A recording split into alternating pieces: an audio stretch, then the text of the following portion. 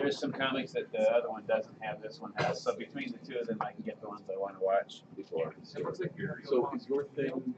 Yeah. 100% over there? Yeah. So every day it just comes as my email. Like it's my morning paper. And that's his. He's going to be half here and half there. Jason Somar right afterwards. So half here and half there. Sure. So I mean, Here he comes. Do you have slides doing? He will. Yeah. You have slides, right? Yes. Okay. Yeah. He's going to do the same thing I'm going to do. Half here and half there. So. That's fine. What I will do is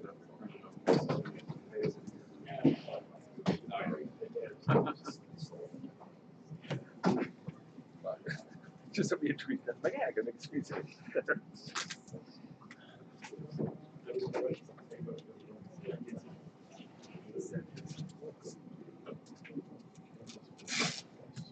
I'm sorry, I can't. That's okay. That's okay. I need to get comics.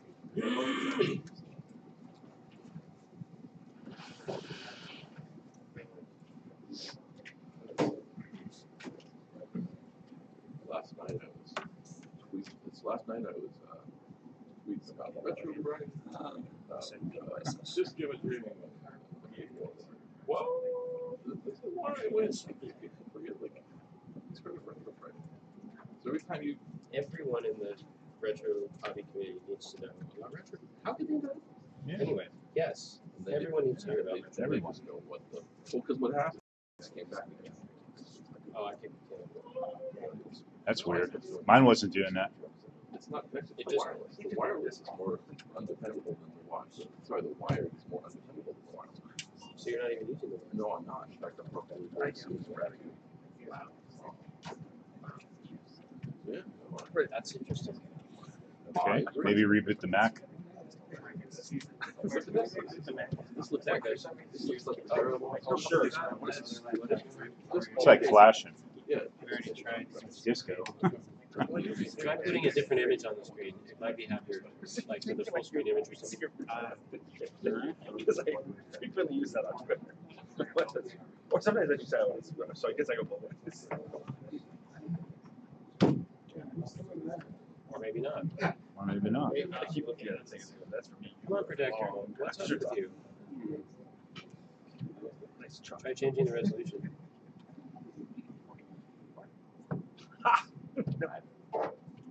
Have you tried turning it on and then turning it off and then throwing it away? There's always that.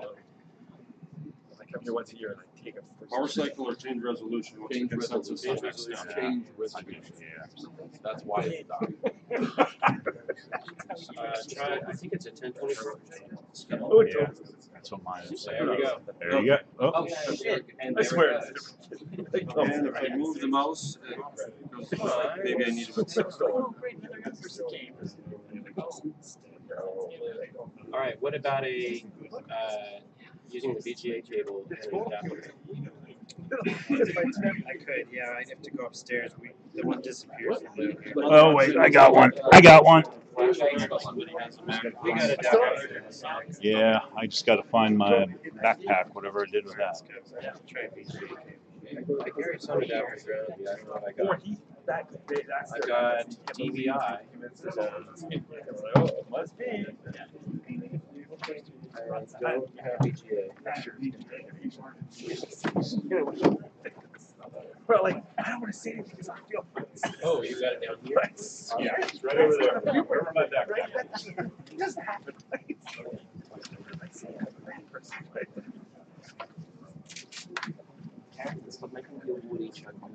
Don't worry about it. We'll give you a few extra days. Someone's being memorial.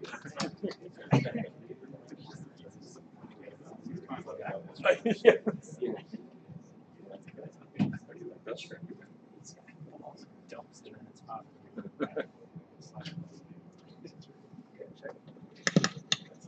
Check, check, check. This guy might be like on a podcast. All part works on yours.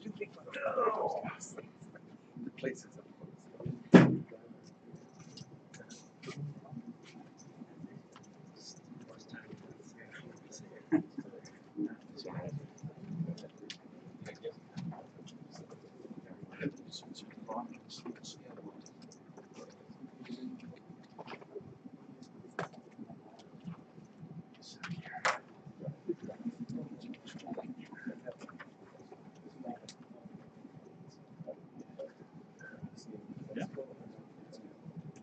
Yes.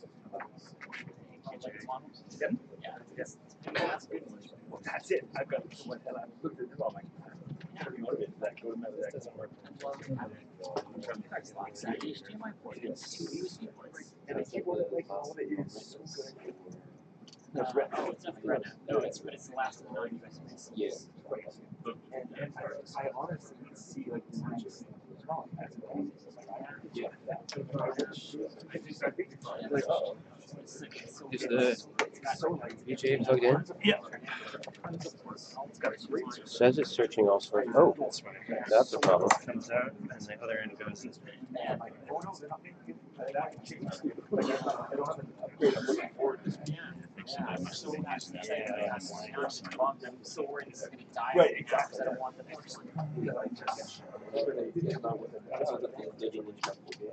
Yeah, pretty much exactly the same reasons, because it's kind of just everything I described that I made. Carrying $4 around. Same with the phone, like this is the last thing I want to take. When we were yesterday, so they the part. What, need the other end, Danny? I did have a whole literally yesterday. It just Do you have an SD card reader, USB, so you see adapter? yeah, but in a way that Okay, we are good. so I can start Andy and I want to throw at it. So it's 2 video parts, let's bring. I never really Like 3 years. It just puts it in. So and it's still got. I'm like, I feel like this is better. This is like oh my god, what a great what's the put on the keyboard. I tripped over the keyboard. Ta-da! I just know I'm gonna get And it's staying on. Yay. eventually I will.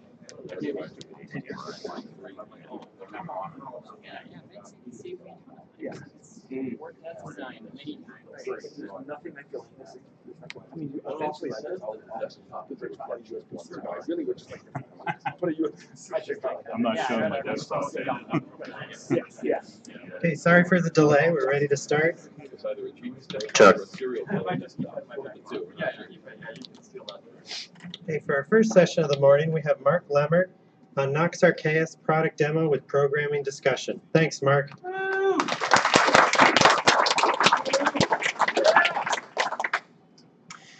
Well, thank you everyone for attending the Nox Archaeus session. I'm Mark Lemmert, as you probably know by now. I'm the co-founder of 6502 Workshop. We started out as a team of 2 and have now grown to a team of 8 people. And we've been working away on Nox Archaeus for the last year and a half. New RPG for the Apple II in development, sword and sorcery themed. While standing on the shoulders of giants, we're having a lot of fun exploring what might have happened if commercial development on RPGs had continued past the end of the 1980s. Like if the PC revolution and Mac revolution had just been delayed like 5 years or so, what would the developers have continued to do? That's what we've been trying to explore.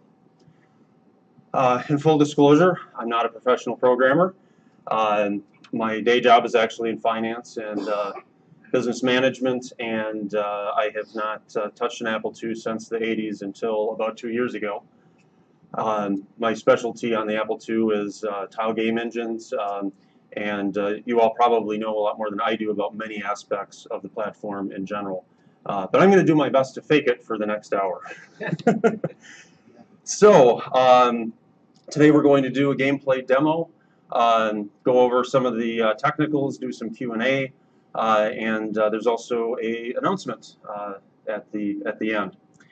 So we can go ahead and get started and head over to the Apple II here for a gameplay demo.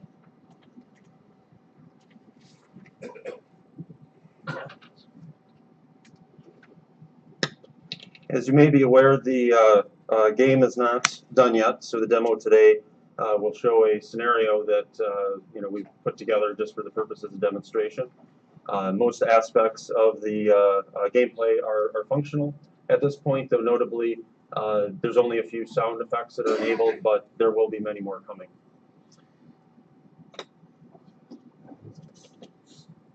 And here we are.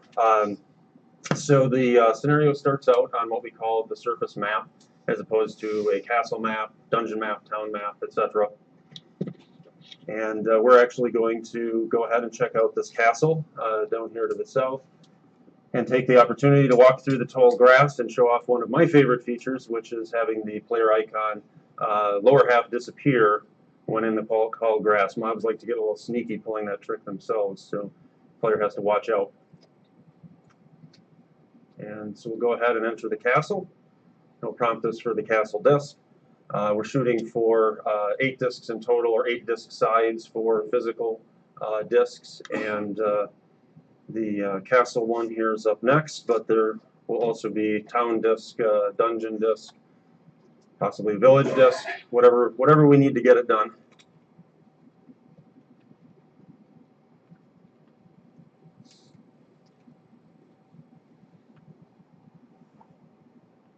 All right, we are here at the entrance to the castle.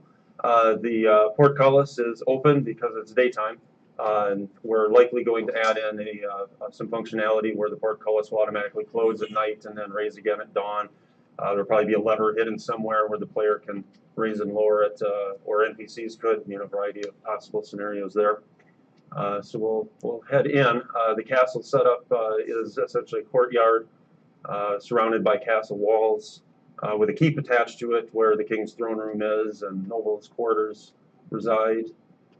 Got some NPCs that are milling about the courtyard, going about their business, as would be typical. This particular castle boasts a lamppost repair person. Looks like he's having some trouble there. Not sure what's going on, but I'm sure he'll get it figured out. And looks like there's some kind of archery activity going on in the courtyard today. So we're actually going to go and talk to one of the archer NPCs and see what's going on. So conversation in Noxarcast, similar to other Apple II RPGs, takes place in a dialog box. The player types in keywords to the NPC. The NPC will respond with a text block of conversation. And there are a couple of keywords that all NPCs will respond to, such as name, or also job, trade, or work. Job, trade, and work are set up as kind of synonyms, whatever the player may prefer to use. But we'll go ahead and ask this NPC about his name. And so he tells us a little bit about that. We'll go ahead and ask about trade, one of the standard keywords. And so he tells us a little bit about that, includes a little tidbits that he's practicing for an archery contest. So to continue the conversation, the player will look for keywords in the NPC's response text to see what the NPC might elaborate on more. Nouns are a pretty safe bet. So we'll type in contest. And he tells us a little bit more information about that. And essentially, there's a contest this afternoon. King will be in attendance. So if we were actually playing the game, this would, of course, be a very obvious clue that perhaps if we came back to the courtyard later on in the day, there might be some other interesting NPCs to talk to. Another feature that we've added into NPC conversation is voice mode, which is designated there down in the lower right-hand corner. It's set to normal. Voice mode can be toggled with the tab key to yelling, whispering, back to normal. There's 3 modes. And NPCs might respond differently based on what tone of voice you talk to them in. So, for example, we had asked him about contests before, and he gave us a relatively polite answer. So let's try yelling contest at him. What's going on in that contest? See what he says. Why are you yelling? The whole castle can hear you. So they detect that. And essentially what we're intending with that is that it's going to be a puzzle mechanic. And we'll make NPC conversations a bit more dynamic. This was something we hadn't seen before and thought, hey, this should be doable, and let's see how it works out. So that's our NPC conversation tour for today. We're going to go ahead and end the conversation. And we're going to go find a merchant. And there's conveniently a merchant located across the courtyard. Somebody must have known we were coming. And from the items on the table there, it looks like it's probably a weapons merchant. But where's the merchant? Well, it's 7:02 in the morning. They are not open yet. So I think they'll probably be open soon, though. So we'll just walk around a little bit, and I bet they'll show up there shortly. Oh, sure enough, they're filing in. All three of them. Quite a production here in the shop. And actually, two of them are blacksmiths. As we can see, they're working away on their bellows and anvil, working the forge over there, making weapons for the shop. Guy over here by the table probably makes the deal, so we'll talk to him. And we have a pretty standard RPG merchant introduction here. The key decision for the player is buy or sell. That is the question. So for today, we're going to buy. Merchant gives us a list of the items that he has for sale. In the final game, it will show the prices. For today, everything's free. So we're going to buy the scimitar, and text shows that it was successful. And I bet he says everything is an excellent choice in his shop. But we'll go ahead and enter the conversation and check out inventory and see what we bought. So pressing the tab key before bringing up the inventory window brings up the character roster, and it shows up to 6 characters that are in the player's party, and shows their health and magic points via the green and violet status bars respectively. Not Dead Fred, how did that get in there? We had some promo videos with these same character names, and in the last one, Fred, with 2 F's mind you, died, and in some fooling around, I renamed him to Not Dead Fred because, well, he came back, and apparently I left that in there, so that's how that happened. Anyway, so tab key again from the screen will bring up the inventory window. And inventory has 6 different menus denoted by the icons up at the top of the window. It starts out in the statistics menu, and the statistics menu has 4 screens to it, noted by the 1 of 4 at the bottom there. First one is basic attributes, strength, intelligence, dexterity, race, gender, those sorts of things.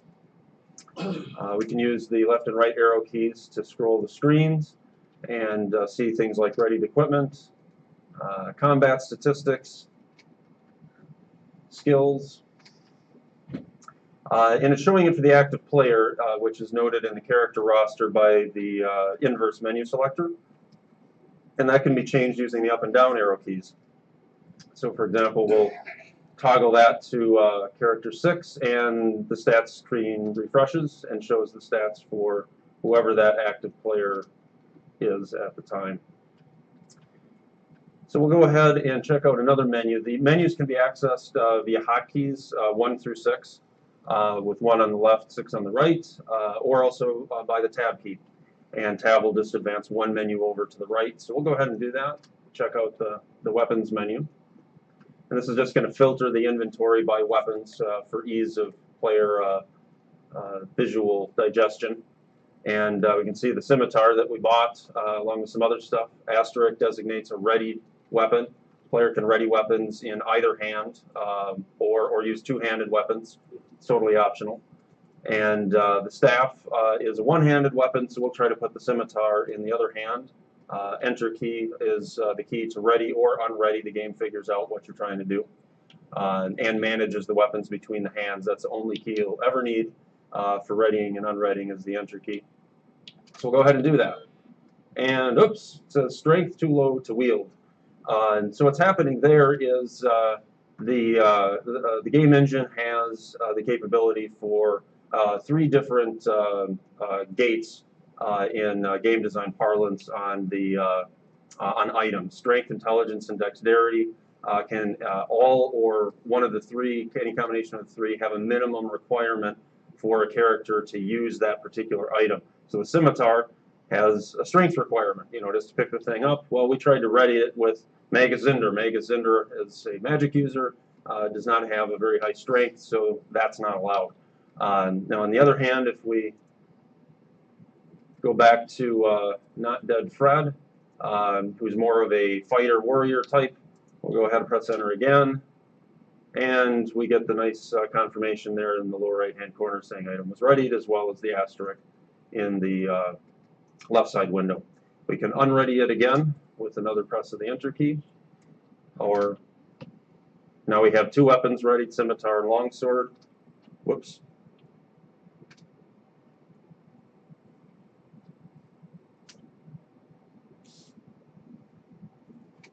Now the great axe is a two-handed weapon. We can tell that by pressing I for information in the lower right-hand corner.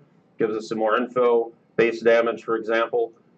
Total damage is also adjusted by modifiers, such as strength and skills and some other things. Well, it says it's a two-handed weapon, so we've got a scimitar and longsword in each hand. Now we're going to pick up the great axe, a two-handed weapon, and it automatically unreadies the two single-handed weapons and readies the two-handed weapon for us. The other menus are fairly similar for the most part. Next one over here is armor. Same concept, it's just filtering by armor. Next one with the key icon, it's miscellaneous items. Same concept. And then the menu with the potion is spells. So these are spell books. Spells in Nox Archaeus will require the possession of a spell book to cast, as well as magic points, potentially some other things. And so this is showing the spell books the player has and then which ones are ready. So we'll go ahead and exit the inventory window. And we're actually going to head out of the castle now and go check out a dungeon. But we're going to take the scenic route out. We're going to go up on the castle walls, on the battlements. We've got some cool graphics up there to check out. Each level of the castle has its own map, hence the disk load, as well as potentially shape table data. We're probably going to be able to get those disk access times sped up. This is where we're at for now. So now we're overlooking the courtyard that we were just in from the battlements on the castle walls. This is a tower in the corner of the castle walls. We got some windows there we can look out. And we can see in the orangish area there, that's our representation of the roof of the weapons shop that we were just in a few moments ago talking to the merchant. The ladder here will take us up to level 3 of the castle, which will, in this particular spot, be the top of this castle tower.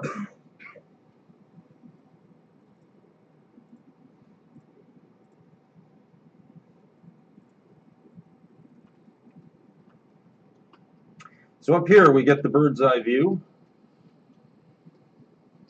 Darkness algorithm's not blocking anything because we're over it.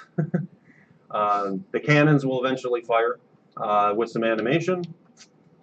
But for now we're going to go and go back down on the castle walls.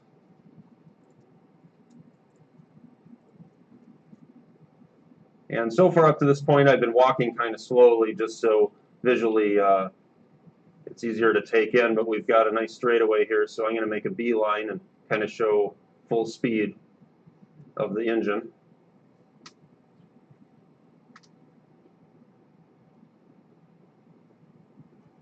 And the stairs will take us back down to the castle entrance.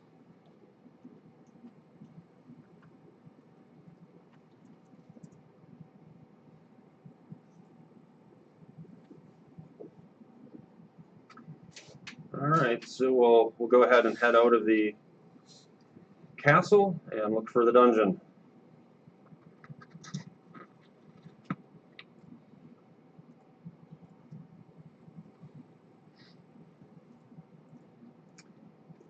All right, dungeon is somewhere to the south of here.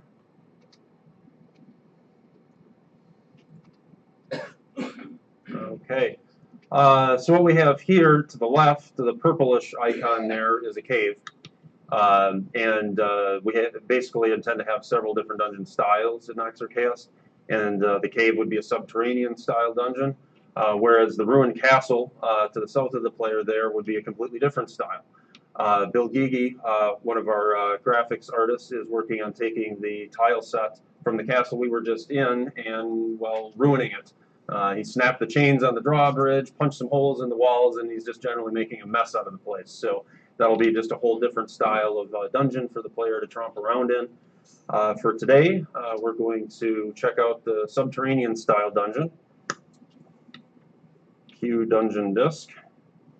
Right now, the disc prompts are fairly generic. It expects me to know which one to put in, but that will get changed to be more verbose in the final game. And believe it or not, I have put the wrong disc in a few times myself, but hopefully that won't happen today.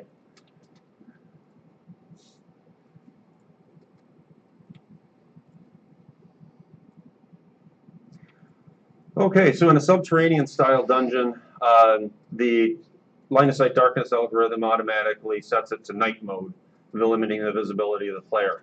Now we also have some cavern wall torches there that are visible on screen. They're producing their own light that's fixed to their specific locations. And if we start to walk away from them, it gets dark in a big hurry. Now what we can do though is light a handheld player torch, and that will give us more visibility as we walk around. There will be some light spells, things like that as well. So we'll just explore a cavern here, and we come to an NPC. It looks like he's a miner. So we're intending to make dungeons more dynamic than what our experience was in playing Apple RPGs in the past, and one of the ways that we're doing that is having dungeon NPCs. And dungeon NPCs will support conversation. We can talk to this particular miner, so we'll go ahead and do that. And conversation works essentially the same way as it does in a town or a castle. So we'll ask him the usual questions. His name is Arn Krautcabin. We like to have fun with the name sometimes. We'll ask him about his job. Here to mine gold. Well, that was a shocker. So ask him about gold. Basically tells us there's some bandits that make camp around here. Ask him about bandits. And he basically says they sometimes store their loot around here, but don't mess with them. They travel with battle mages, and they're tough. So obviously, this is a very rudimentary, clue to the player as to where they might find some battle and, some treasure. And of course, that's where we're headed because we want to check out the combat system. And he said that the bandits are to the south of here, or when they are here, they hang out to the south of here. So we'll just follow the caverns to the south. And, we come to a door.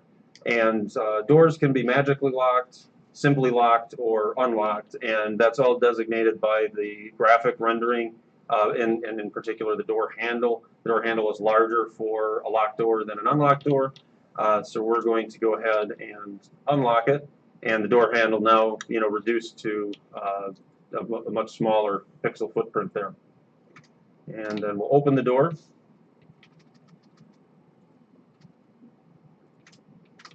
And open yet another door. And okay, so here's the bandit, or one of them. We'll go ahead and check out combat. The combat battle screens will be varied depending on the terrain the player is standing on when combat occurs. We're standing on a cavern floor, hence we get the purple cavern floor tile. They'll also be a little bit more illustrative with not all the same tile. This is just kind of what we got for now. There will be more. So we'll go ahead and start walking our characters up to the battle. This player or this character has a ranged weapon. Target selection in Nox Archaeus is done with a animated target selector icon. Starts on the closest target to the player on the first turn, and then subsequent turns it will automatically start on the target that was last attacked by the player. Really trying to speed up combat here to keep it from being an annoyance after the game has been played for a while. The target is able to be toggled simply with the arrow key, including to the players if you want to have a party brawl.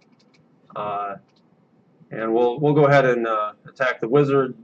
They're dangerous, or the battle mage. think it was calling him. And, well, we missed. That, of course, happens. So we'll just keep advancing here. So with our spellcaster, we're going to cast a spell.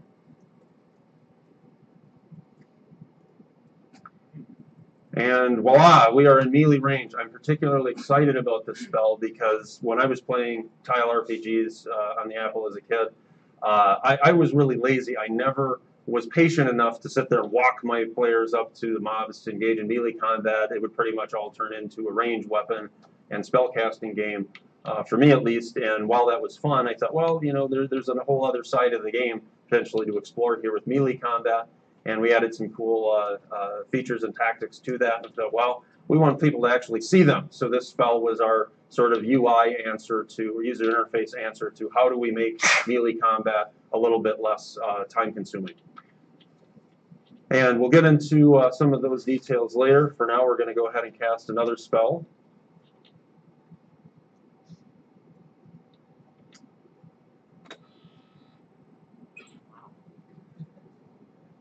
That was our lightning bolt. That was concept that was described in great detail in the June issue of Juice.gs. We walked through step by step the mechanics of how to have that off-tile grid animation in a tile game, despite the fact that there is a non-black background. And as mentioned in Quinn's presentation, it's generally not a good idea, and the only reason this happened is I didn't know any better. And I plowed in, and by the time I figured out that problem, it was almost all done, and then the artist came in to save the day to make it so that when the high bit of the graphics background gets clobbered by the high bit of the moving animated shape, that just simply the art is done in a way so that it looks, you know, like it's intentional, like there's a little magical flourish, which works great, especially with magical spells to begin with. So that was the evolution on that. So now we're in melee range, so we'll do a little melee combat here.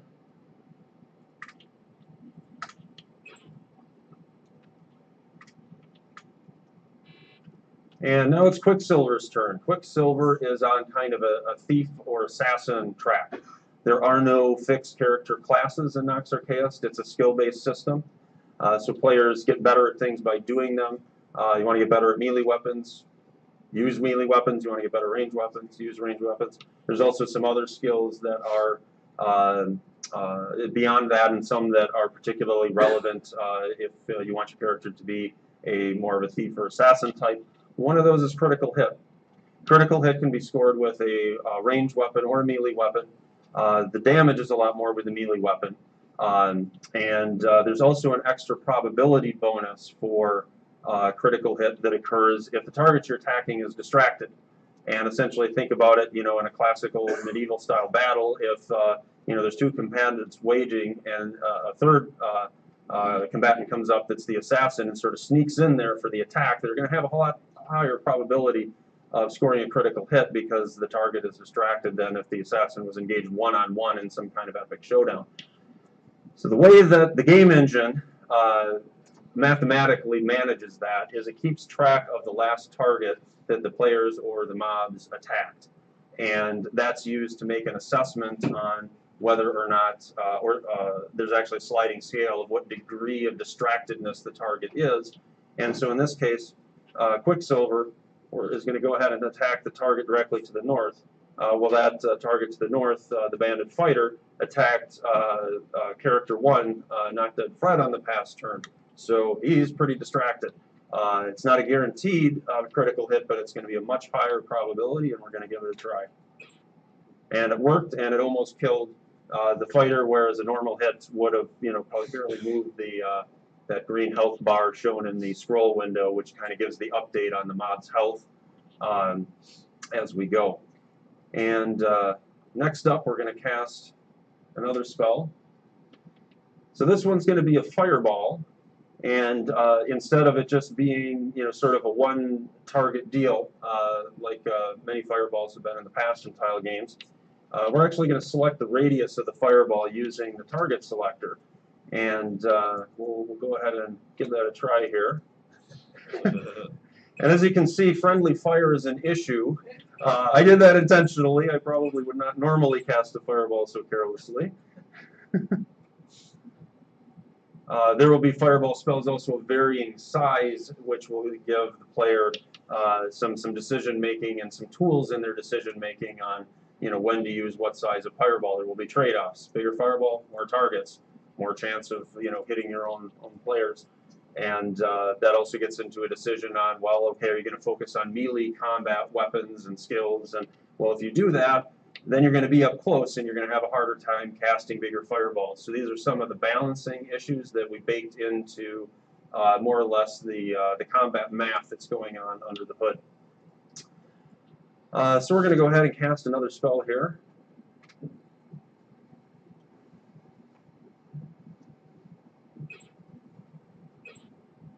This one's pretty much going to take out the mobs. I like to call it Ed's Axe of Anguish. I think it might have been more of a sword shape, but we'll get an axe in there just so I can call it that name. Okay, so we won the battle.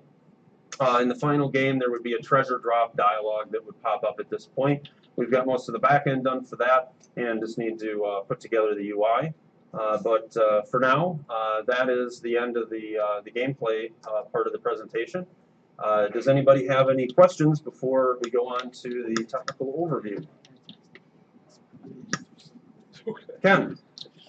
I'm sure this will be more obvious once I become more familiar with my party after playing, but in the meantime, I was having trouble distinguishing between my PCs and the NPCs I was fighting against. Okay. So was there any sort of a visual cue as to who the bad guys were? Well, this particular battle is an exceptional case where it's particularly difficult to do that because we were fighting bandits. They're all kind of humanoid, and it was also a very balanced party. The mobs, they had fighters, archers, and spellcasters just like the player did. In fact, the spellcaster was the same icon. As we get more diverse in the graphics, that's going to help. And other battles might be, different, where it might just be a bunch of orcs. It should be pretty obvious then. But we wanted to leave room or make room for scenarios where the mob party could be fairly similar in composition to the player party, in the sense that, hey, here's this hero party that is really well thought out and balanced with essentially, in gameplay parlance, tanks, spellcasters, and archers. Hey, why don't mobs do that? We never really, or I never really saw that in Apple II RPGs. It was always, well, here's a bunch of orcs and maybe one or two other things, and that gave the mobs a huge disadvantage. Well, the game will have these scenarios where, well, actually the mobs kind of, have things pretty well thought out too, and it may not have jumped out, but when the mobs cast a spell and shot that big flame column down, they were aiming for the archers and wizards, exactly what the player would do, take out the range attackers first. The algorithm's smart enough to do that, and we'll do the best we can in those scenarios to make it a bit more distinguishable. Sorry, that's the long answer to the question. Thank you. Other questions? And back? So your fireball, when you enlarge it, does it do lesser damage to the whole group? And then if you key it in on a single person, does it do more damage? The damage is going to be the same by anybody that's hit by the fireball, but the fireball has a radius, and not every target in the radius is hit. There is a dice roll that happens to determine whether the target is hit, and the probability gets lower the farther up from the center the fireball is. However, the damage, at least currently, is the same if a hit is scored. Though theoretically, that would be actually a great way to do it, to also have the damage scale. But currently, it's constant damage if a hit is scored. Other questions? Back? If you have multiple disk drives, until castle disk, for example, in drive 2, when you step into a castle. Yes. The disks can be in any drive that you want. The only requirement is that the player disk needs to be in one of the two drives. But the auxiliary disks, castle, town, dungeons, etc., it doesn't matter which disk drive those are in, nor which disk drive the player disk is in. It'll check both drives. Okay. Other questions in the center? so you said you had a skill-based system. If you start out a character as a fighter, they can literally learn like magic. Absolutely. Absolutely. I'm sorry. Was question? How do they go about doing that? The fighter attributes are learned by doing, executing attacks with a melee weapon, executing attacks with a ranged weapon. For magic, actually I haven't been in that part of the algorithm for a while, but I know that part of it, off the top of my head, relates to the character's attributes: strength, intelligence, and dexterity. The player is ultimately going to be able to increase those core attributes as they level up, and strength is certainly going to be good for fighters. Dexterity is going to be great for rangers. If you want, actually, ranger, you might want to focus on strength and dexterity. If you want to go the assassin thief track, you probably want to focus all on dexterity. Magic users are going to want to focus all on intelligence if they want to be a pure magic user. So at a minimum, as far as like if you have somebody on a fire track, you're kind of focusing on strength, you're using your melee and ranged weapons, but you want more of a paladin. You want to be able to do some spell casting too. Then what you would do is when at level up time, allocate a few points to intelligence instead of all of them to strength, and which of course builds in a trade-off. The pure fighter or warrior is going to be more powerful in melee or ranged combat than the paladin will, but the paladin would have the ability to cast a few spells. Other questions? Is there a skill component to scoring critical hits, or is it just that distraction? It is both and a third factor. There is a critical hit skill, and there is a dexterity modifier, and then there's additionally a distraction modifier. So those three elements go into the probability of scoring a critical hit, and also the damage that is done by the critical hit. And that really puts the onus on that thief assassin track that in order to focus on those things, they really got to give some other stuff up, when they're leveling up, including there is a weight is tracked of on items, not for the purpose of restricting what the player can carry. There really is no inventory limit from that perspective, but when you ready equipment, there's certain requirements to ready an item like strength, dexterity, or intelligence, and then it also tracks the weight that is accumulated as items are readied. So for example, to use the critical hit skill or also the dodge parry skill, which we didn't get into, but that's another one, you simply don't get a dice roll on critical hit or dodge parry if your equipment weight exceeds a certain threshold, which makes the thief assassin have to be wearing light armor, light weapons, and precludes the warrior types or even paladin types from really having much of a chance. They might get a once in a blue moon critical hit, but it's not going to be a regular thing for them. The back? The question, will it support playing off a hard disk image? Absolutely it will, and I'll get into that and more in the technical overview, but absolutely real or emulated hard disks are supported. And the other question is, are you planning a physical package release? Yes, we'll talk about that more actually in our announcement today. Thanks for your interest in that. Other questions? The back? It says for Mac and PC, are you wrapping the Apple II code in an emulator, or is it going to be somehow native code for the Mac and PC? That's all through emulator. We're describing it that way just to try to simply make the point for essentially anybody who's not in the Apple II community that might be seeing our stuff that, hey, they can play this on a Mac or PC too. It's really, as we know, not that hard. Fire up an emulator and away you go. But that is the intention, that it would be played by emulator on Mac and PC. But you're not wrapping it in a particular one as a package? Oh, I see what you're saying. No, we're not. We would not be packaging it. We would provide instructions. Here's where you download, say, Applewood, or here's where you download Virtual 2, or things like that will make it as easy for the player as possible, of course. Any other questions?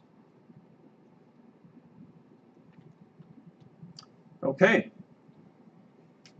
On to the technical.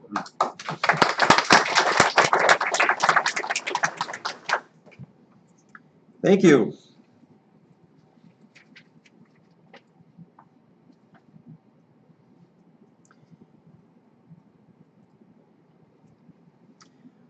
Okay, well, first of all, I would like to take the opportunity to thank the Apple II community, all of you here, all of you watching, all of you active in the forums, and all of you everywhere for all of the feedback, encouragement, and enthusiasm, suggestions. This has really been an incredibly fun experience, and please keep the suggestions coming. We're trying to incorporate as many community-sourced ideas as possible. At the end of the day, this is about playing a really fun game for all of us, and keep them coming, please. Additionally, specifically within the Apple II community, I wanted to call out a thank you to the CompSys Apple II programmer group. That is the group where I discovered the Apple II community, and a year and a half, pushing 2 years ago, is where I made some very naive posts, and there were many people that were very, very patient with me and answered lots of questions on 6502 assembly language, and many thanks to you folks out there. I'd also like to take the opportunity to thank the NoxRKS project team in getting the game to the point that it is today. Speaking of the project team, here is a list of the primary contributors. I'm focused on game engine programming and game design, storyline quests, puzzles, that sort of thing. Mike Reimer is the co-founder of the project, and he is focused on game design with me, and also sound programming and managing our website and blog, and some other things related to the physical game edition that was asked about before. He's done a lot with that, and we'll get into more details there. Bill Gigi and Robert Padovan, they are professional graphics animators in the movie industry. Check them out on IMDb, and you'll see some pretty cool animated films that you may have watched in the 1980s, as well as modern ones. They have some background in Apple II from the 1980s, and been working with them on 8-bit, the 8-bit graphics. They're doing most of the 8-bit graphics in the game, and have a great spreadsheet template worked out with the high-res screen, sort of simplified, that they're able to put the graphic designs in, which I use to then copy and paste into the source code and have a really efficient, sort of build process there for testing out graphics. Gordon Mackey is doing our print art, and Electric Moo is doing some sound and some music tracks on an audio CD, which will be available with the game. Peter Ferry is doing low-level programming, file I/O, copy protection. Awesome. Let me say that again, copy protection. So I think we're all pretty guaranteed to have a pretty interesting and engaging cracking experience for anybody who is interested in that sort of thing, and a collaborative one between the copy protection artist and the game engine programming, which, as I've learned here, in the different sessions, was not the case. A lot of times it was sort of shipped off. Well, this is going to be thought out and integrated, and should be fun. So in addition to the low-level file I/O copy protection, Peter is also working with me on debugging some of the stickier issues, and that comes up with bugs, things like that. And additionally, Peter's been great as a general 6502 knowledge base. I can't thank him enough for all of that. Elizabeth Daggert, she is a project advisor and is a veteran of the modern and vintage gaming industries. Projects in her past include things like Load Runner Online, and she is helping us to try to see around corners and avoid pitfalls when possible, and we're very grateful for her involvement and support. Platforms. Well, we are focusing our testing on real hardware, Apple II, 2C, 2GS, and emulators. The focus is AppleWin and Virtual 2. For media, game will be playable on 5 1/4 floppy disk, and as well as ProDOS. Installed hard drives, we've tested on CFFA cards as well as AppleWin emulated hard drives.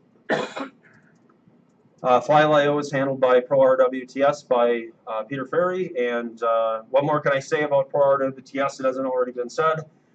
It's faster, it's smaller, it's better, it rocks, and this is how any game development moving forward on the Apple II platform should be done, in my opinion. Speaking of memory, we have a little memory map. Main game engine is predominantly takes up most of lower main memory, all of bank switch memory, main and auxiliary. There's no programs being run out of lower auxiliary. We're just basically using that as a RAM disk, really fast access storage. So where compressed map data is, shape table data. And we also have a swap space for disk-loaded modules that don't have to be in memory at the same time, such as combat, inventory, NPC conversation, and that slots into the upper part of lower main memory. Tile graphics engines. So our engine works very similar to most. It divides the screen up into tiles, 14 by 16 pixels, and loops through map data, series of hexadecimal numbers that represent the different shape tables for the tiles. Hex34, for example, is grass. That's how the graphics get on screen. Initially, after that, they're screen scrolled using copies directly to and from video memory. Screen size is 17 by 11 tiles. That's larger than any tile RPG on the Apple II screen that we've seen. We wanted to try something different there instead of the typical off on the right-hand side of the screen is this fixed information box. We tried to kind of go almost full screen with it, and then have the dialog boxes kind of pop up in a more, a little bit of a modern like feel. Tile sets. We have 256 tiles per tile set. Each location can have its own tile set. Every single town could have its own tile set. Every single castle could have its own tile set. Right now, we've got it grouped up by type, where all towns share the same one, all castles share the same one. But this gets into, well, how many tiles can the Nox Archaeist engine support? It's really only limited by disk, because every location, from an architecture point of view, could have its own. How many are we going to have? Well, we'll see what we can fit onto the 8 disk sides. I'm guessing it'll be pushing 1,000.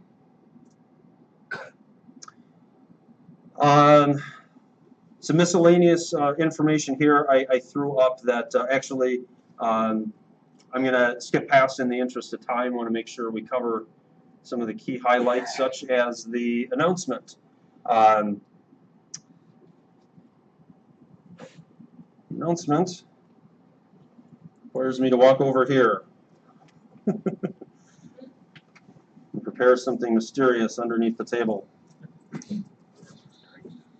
You saw me walking down this morning. You may have caught a glimpse of something sticking out of the bag.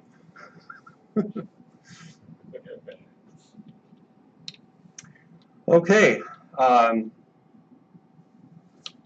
got to remember to put it in the bag. Well, I am happy to announce that soon we will be launching a Kickstarter campaign for the purpose of producing a collector's edition of Nox Archaeist. Yay. Thank you. And today I have prototypes of some of the items, examples of what will be in the collector's editions available.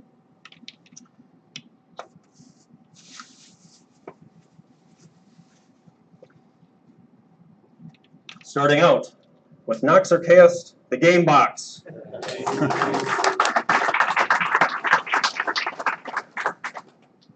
Thank you again to Olivier Zardini for some of the tips on production of this sort of thing.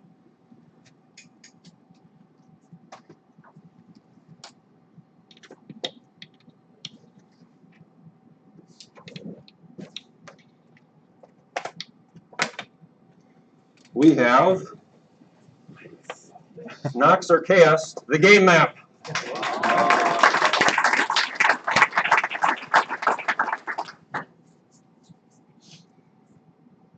This is actually in canvas material.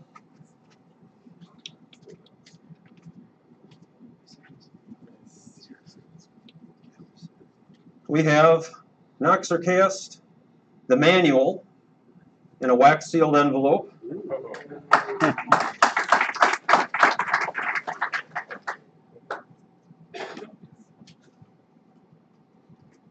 few sample pages. There will, of course, be many more.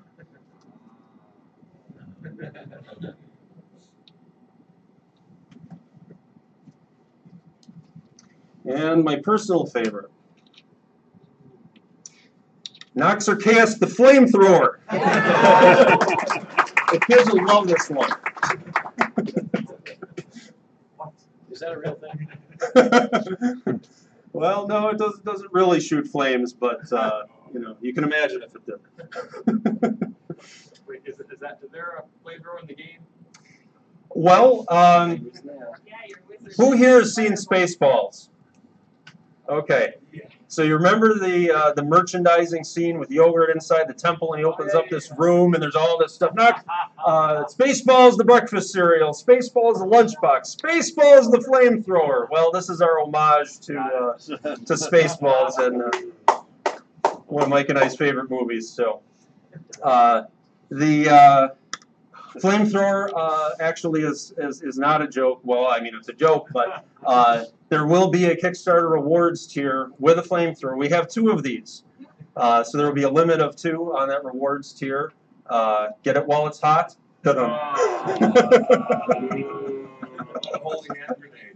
Oh, well, you know, that's a great idea. I think that would have been a good runner-up to this one, if not tied. The construction of that might have been a little bit more challenging.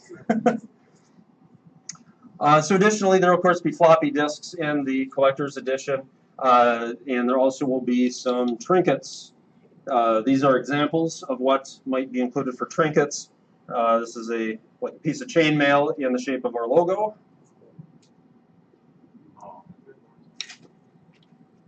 These are like some coins or tokens with some interesting designs burned on them, just to give some of the flavor and feel.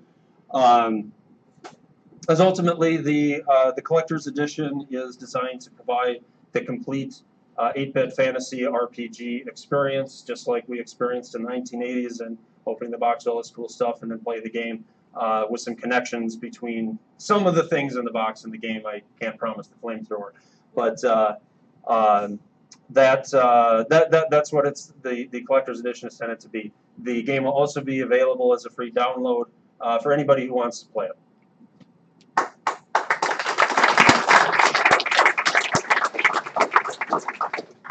And if anyone's interested in taking a closer look at the prototypes, you know, feel free to see me after the session.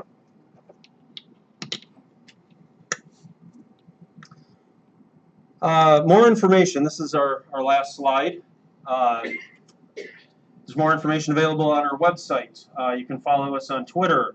You can always feel free to email me, mark@6502workshop.com. You know, love to hear, you know, any feedback and suggestions. And additionally, if you haven't already, you should check out the behind-the-scenes series of Juice.js articles that I wrote last year and this year. There was one in November of last year that talks about the Nox A-star algorithm that controls NPC pathfinding, that gets the merchants from their house to their shop, things like that. One in March last year that talked about ProRWTS and the collaboration that Peter and I did on that early on, with him writing lots of code and me testing it over and over. And last summer we spent a lot of time on that, and that article talks about that experience and some of what Peter's vision was behind ProRWTS. That was March of this year. Then June of this year, the third one. I think, as mentioned before, that gets into the mechanics of the animation of things like the lightning bolts and the fireballs, and how does that happen on within a tile game where there's the off-screen tile animation. It gives a really good high level and also kind of deep explanation of how that's done.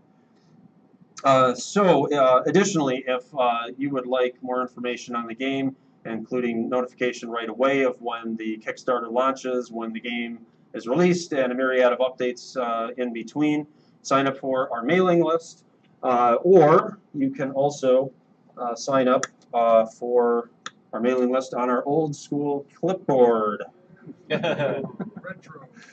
And anybody who chooses to sign up for the mailing list on the old school clipboard and backs us on the Kickstarter will get a complimentary Nox Archaeus t-shirt next year at Kansasfest. The game probably will not quite be done by next year at Kansasfest, though you never know, but the t-shirt will be. And as to what will be on the t-shirt, what I can say for pretty much for sure is it will have the Nox Archaeus title in this font on the shirt, probably some other things.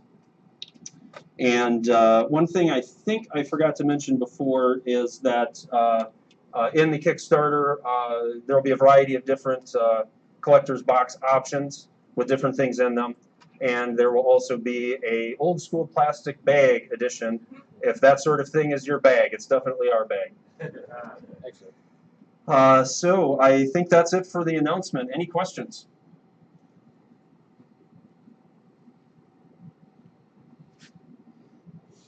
An idea of the final price? Not yet. That's going to be the next focus here after Kansasfest and getting the Kickstarter campaign finalized. We'll be going through that information and determining that here shortly. Release date? We're shooting for late next year. Any other questions?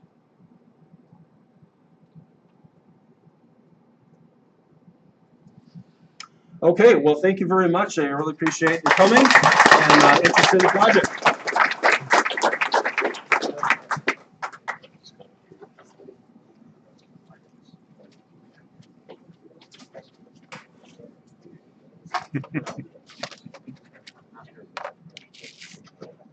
Thanks, Mark. Next session is at 10 o'clock, so time for a little break.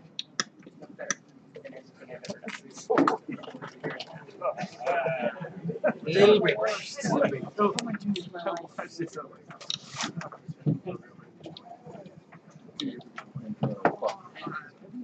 Oh, sure. Yeah, go ahead. They were so pissed I didn't. I chose to get that camera pan.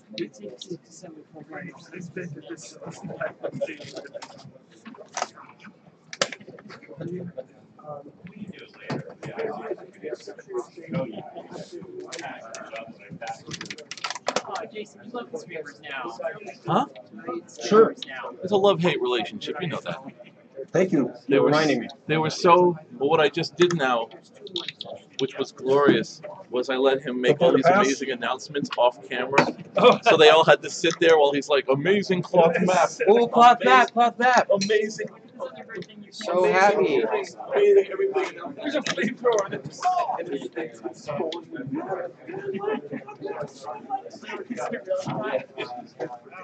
Where's the clip for? Martin. Pitch Martin. Would you like it? Well, that's what they say. No, I've seen that before.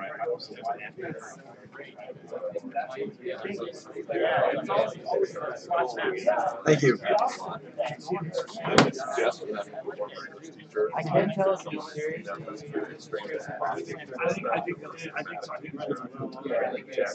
Sure, yeah. Right. Absolutely. Thanks for reminding me. Oh, I assume that they've made two of those. And great potential. I love the way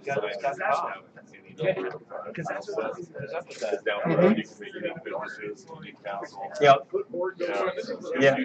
Thank you. Thanks for the feedback, and I'm particularly excited about that feature. Yeah. Thank you. Oh, sorry. Thank you. I started cheating now. As in, cheating. really interesting way. Unknown realm? No user. Yeah, the Commodore, yeah. Right. Well, it's very I will get the code Can you let me that for a second? They Thanks. demand. Well, don't knock it. Or I can knock the webcam with it.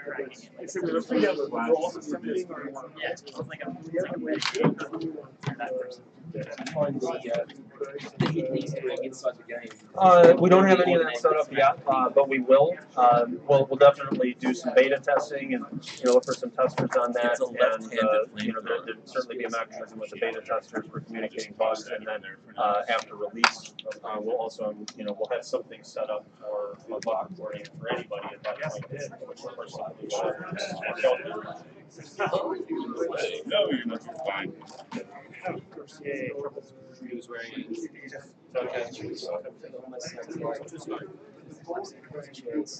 looking for something with time. Okay. I'm sorry, what's that? It is right there. Oh, just passing it around.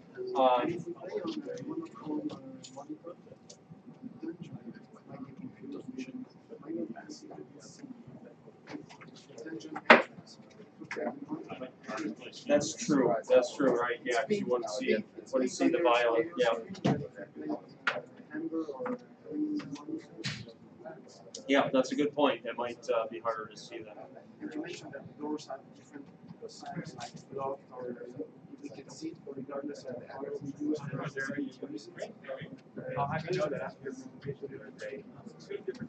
Yeah, I see your point there. Well, the nice thing is, it's easy to swap out a tile, so we just need to come up with a different cave design that's a little bit more friendly. So appreciate that feedback. Keep them coming. Yeah. Thank you. Good stuff. Thanks. I think it's listed as a little bit. Let's see, should I go and bring it by and put it outside? There we go. Sure, yeah, thank you. If that was something you thought of, if fireball was just if you try to focus it on one individual back to do maximum damage. Yeah. I think what happened, just remembering back to that point, is I think it ran out of memory and I had to do one or the other. You either have it adjusted by probability with the radius or by damage example, that sort of thing. I need to go back and take a look and which also means we have to do optimizations maybe with that later. So definitely appreciate your feedback on it. So I was asking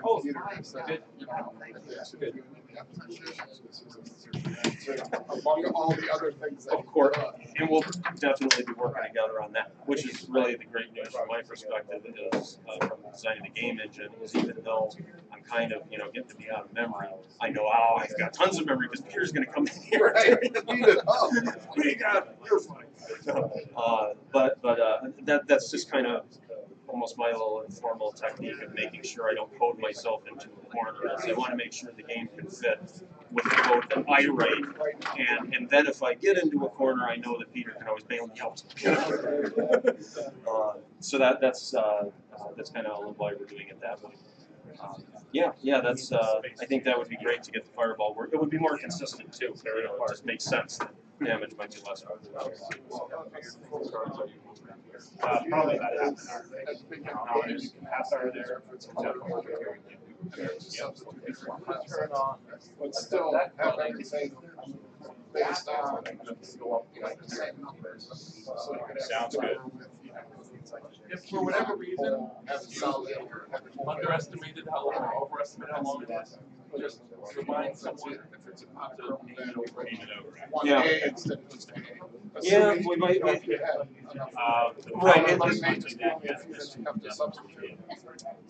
Yeah, I think you're right. It probably does just come down to a few, and we'll have to take a look at that. And so I'm afraid to. We're hopefully memory permitting in that inventory window where it has the menus up there. One of them had a menu look like a floppy disk. That's intended to be a game settings menu where you can actually change some settings on the fly, and maybe say for sure, but maybe mono versus color mode would be one of those settings available right there in the menu, and then it just swaps out a few tiles. I think that's a good idea. So that answer, because I was thinking, well, kind of more in line with the old Dungeons and Dragons stuff. I was like, ask him if that's individual or I was just wondering if that was filtered. Sure. But Yeah, good explanation. You had already thought about it. I don't know. Maybe the final run when it's all said. no, good question. A lot of these things, I just have to set them aside and move on, and this gets it back in mind that this is maybe more important. So I appreciate that. All right. It was a great presentation. It was awesome. Thank you. Glad you enjoyed it.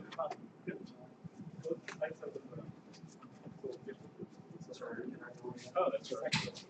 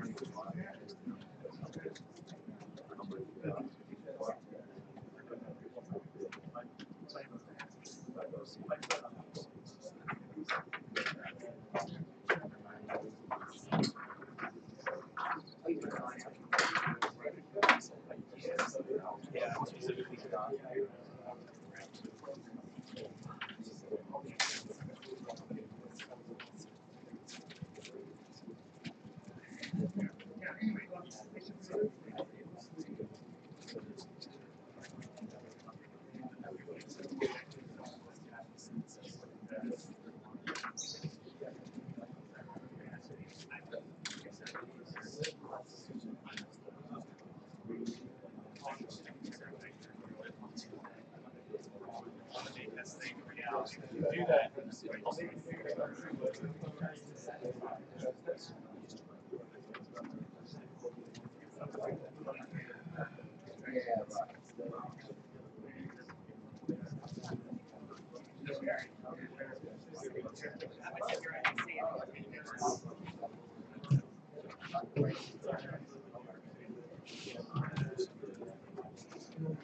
You want to take this one?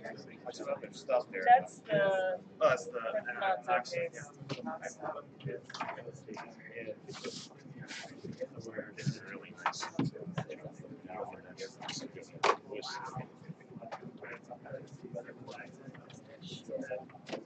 Yeah, I just know textures. Test. Yeah, I'm relying a lot of on base one in Dungeons and Dragons. Really cool. Thanks. Test. Good.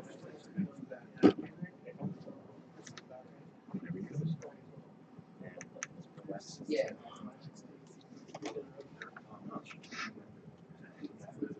Okay, we're ready to start our next session.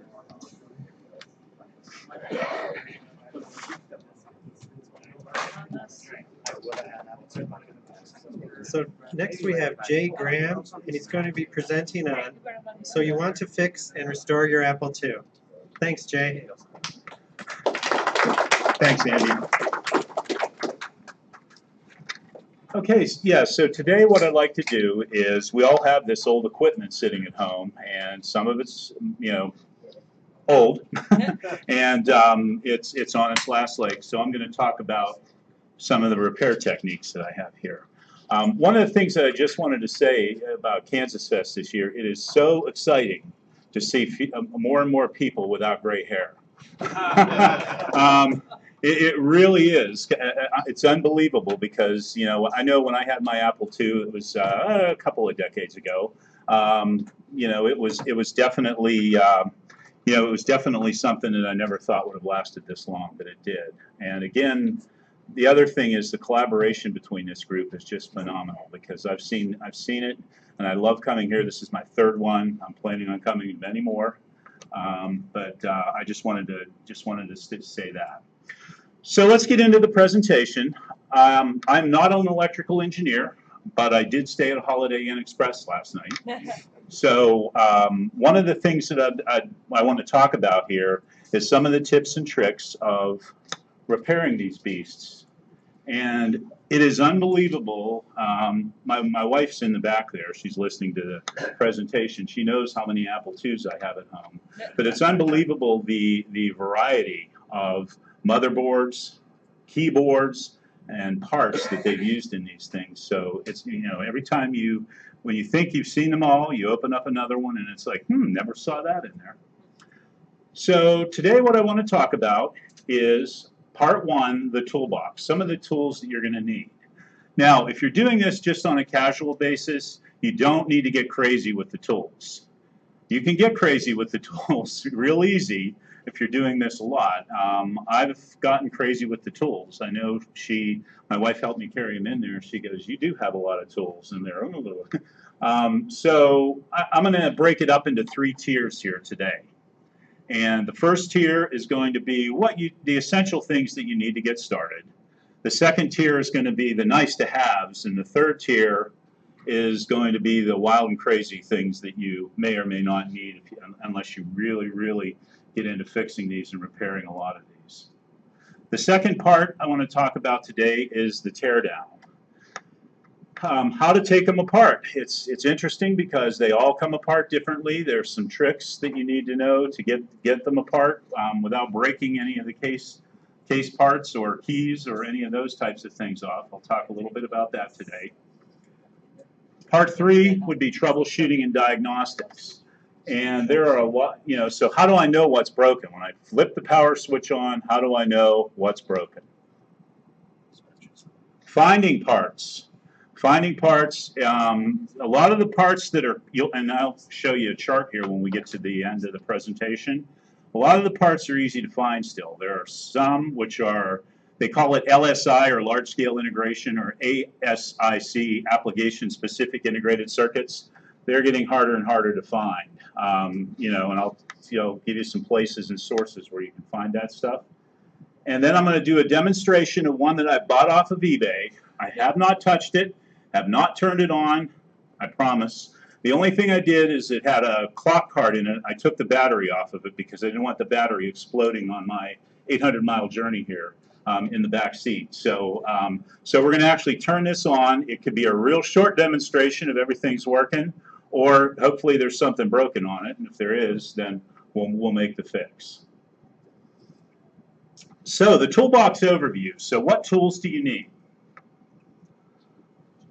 And again, I said essentials tools, user and desirable tools, and one of the things that I'll do at the end, and I'll put a QR code up here, is I have a box folder that has all of the materials, most of the materials that I'm going to talk about today will be in that box folder. So if you grab that QR code at the end, you'll be able to get PDF scans of a lot of the things that I'm talking about today. And I did kind of a cost estimate sheet for these tools that are up there with ranges. So, from where to get it. Obviously, Amazon, Genico, some of those places, they all have all the tools. So, the essential tools. You need a multimeter. Now, when you buy a multimeter, you don't really need a $500 Beckman multimeter to troubleshoot with these things. So, if you go down to your local Radio Shack, or if they even exist anymore, all you really need is a multimeter with a voltage range on there. I like the ones with the audible tone on it for continuity, because then you can, you can set it up on the bench and you can definitely just just listen to it with the continuity. This is the one I have. It's probably as old as the Apple II, but bought it many years ago. A utility knife, you need that for cutting and those types of things. Shear cutters, these are for cutting electronic parts off at the circuit board from the surface mount. Wire strippers for stripping wire. Electronic ESD safe tweezers. So you'll need a set of tweezers, and I have all these up here. After the session during lunch or whatever, when you come back, I can show you a lot of the stuff that I have in the toolbox there. And you want ESD safe tweezers, because if you're picking up some of the parts, a lot of them aren't static sensitive, some of them are. And I'll talk a little bit about that later. Needle nose pliers, obviously. A good soldering iron. If you can get a variable heat soldering iron, that's probably better than a single heat. The one I have has a switch that has high heat and low heat that I'll be using today. There are some, though, that have a control knob on it that you can control the temperature a little bit more finer than the one that I have. Solder, some rosin core solder. There's 60-40 combinations, 60% tin, 40% lead. They do make lead-free solder. I haven't tried it. I don't know if anybody here's tried it. I don't know whether it works any better or the same than the solder that contains 40% lead. Solder sucker is a good thing to have. They make vacuum type ones. I'll show you one today that's actually heated and vacuum, so that it actually has the iron and the sucker in one tool. Soldering iron tip cleaners. These are good to have to clean the soldering iron. If you don't want to buy one, you can put steel wool in a little Tupperware container, and it works just as well. Desoldering braid or desoldering wick. This is usually copper, and it's braided. Looks like a braided ground wire, and you heat that up, and that'll actually pull the solder off of the board into the wick. Good electrical tape. Don't buy the cheap stuff. You need really good stuff. Again, a real good roll of electrical tape will probably cost you $1 or so. Screwdrivers. This is critical. If you do this a lot, if you're just fixing a few of them, you don't really need a good screwdriver. If you're fixing a lot of them, you need a good screwdriver. You will wear the tips out on Phillips screwdrivers faster than anything else on these, and then it'll start stripping on the power supply screws or the case screws or whatever. So if you're doing a lot of them, and I'll leave up to your imagination what a lot of them are, you need a pretty good screwdriver. An X-Acto knife, super glue. I'll tell you why you need the super glue in a minute. That's actually for gluing some of the feet back on and so forth. Small brush set, ESD safe for brushing the dust off of the motherboard. A small steel ruler if you have to measure some parts. Alligator clip leads, if you need this for troubleshooting. You can use these as jumpers between circuits and things like that if you need to test and eliminate some parts that may have an issue. Canned air is a good thing to have as well. 30 American wire gauge solid wire. This is for jumper wires. What will happen sometimes when you're soldering on these things, some of them are 30, 40 years old, the traces will lift off of the motherboard. So if that happens, or you sever a trace on the motherboard, you can use this 30 AWG wire that's solid to do a jumper. You can solder it onto the component, and then actually solder it onto the motherboard, and it'll actually replace the trace if you have a cracked trace on there. You might have seen these on some of the cards that you've gotten where they've done fixes, retrofitting cards and so forth after the fact, and that's the kind of wire that you'll see on there. You can also use this for wire wrap. Nylon wire ties in the Apple colors. Hemostats is also another good thing to have. The hemostats for clamping things and picking things up if you need to solder. Lineman scissors. Now these are a little different than your regular scissors that you may have at home for cutting paper. This is actually for cutting wire. These things are really sharp, and they really keep their sharpness when you're cutting wire. And some of them even have a little built-in stripper up there where you can actually strip the wire. Helping hands tool. This is for holding circuit boards or holding parts while you're soldering them. None of us have 3 or 4 hands, so these are a very good investment if you're soldering. Anti-static wrist strap is something that you should have. Again, some of this stuff is not static sensitive at all. Some of it is. Tends to be the harder to find stuff is static sensitive. Useful tools. Some of the useful tools that you may need, these are nice to have. Precision screwdrivers. There's not really precision screws on the Apple II until you get into some of the mechanics of the disk drives and if you're really getting into tearing things apart. Calipers for measuring things and distances. Tin snips. A universal crimp tool if you need to crimp some stuff. A soldering station, and this is if you're really going overboard. The soldering iron, I tend to use that probably 90% of the time. There is sometimes where I'll use the soldering station. If you're into the newer Macs or the newer cards that have the surface mount technology on it, this actually has a hot air gun on there where you can desolder and solder surface mount devices. Tip tinner. These, believe it or not, these are pretty expensive, but these come in really handy. The old way to tin it, sand the tip, get a little bit of solder, and you know it'll stick to the tip. Small pan of ice for holding smaller circuit boards, things such as that. Magnifying work lamp. I really need one of these. I wish I would have brought it with me.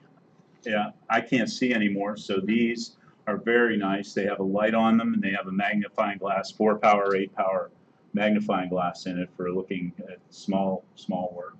Heat gun. They actually make heat guns that are like handheld, and I actually found one in a hobby shop I'll show a little bit later here. It's about $19, and you need that for heat shrink tubing, which I'll talk to you about in a minute.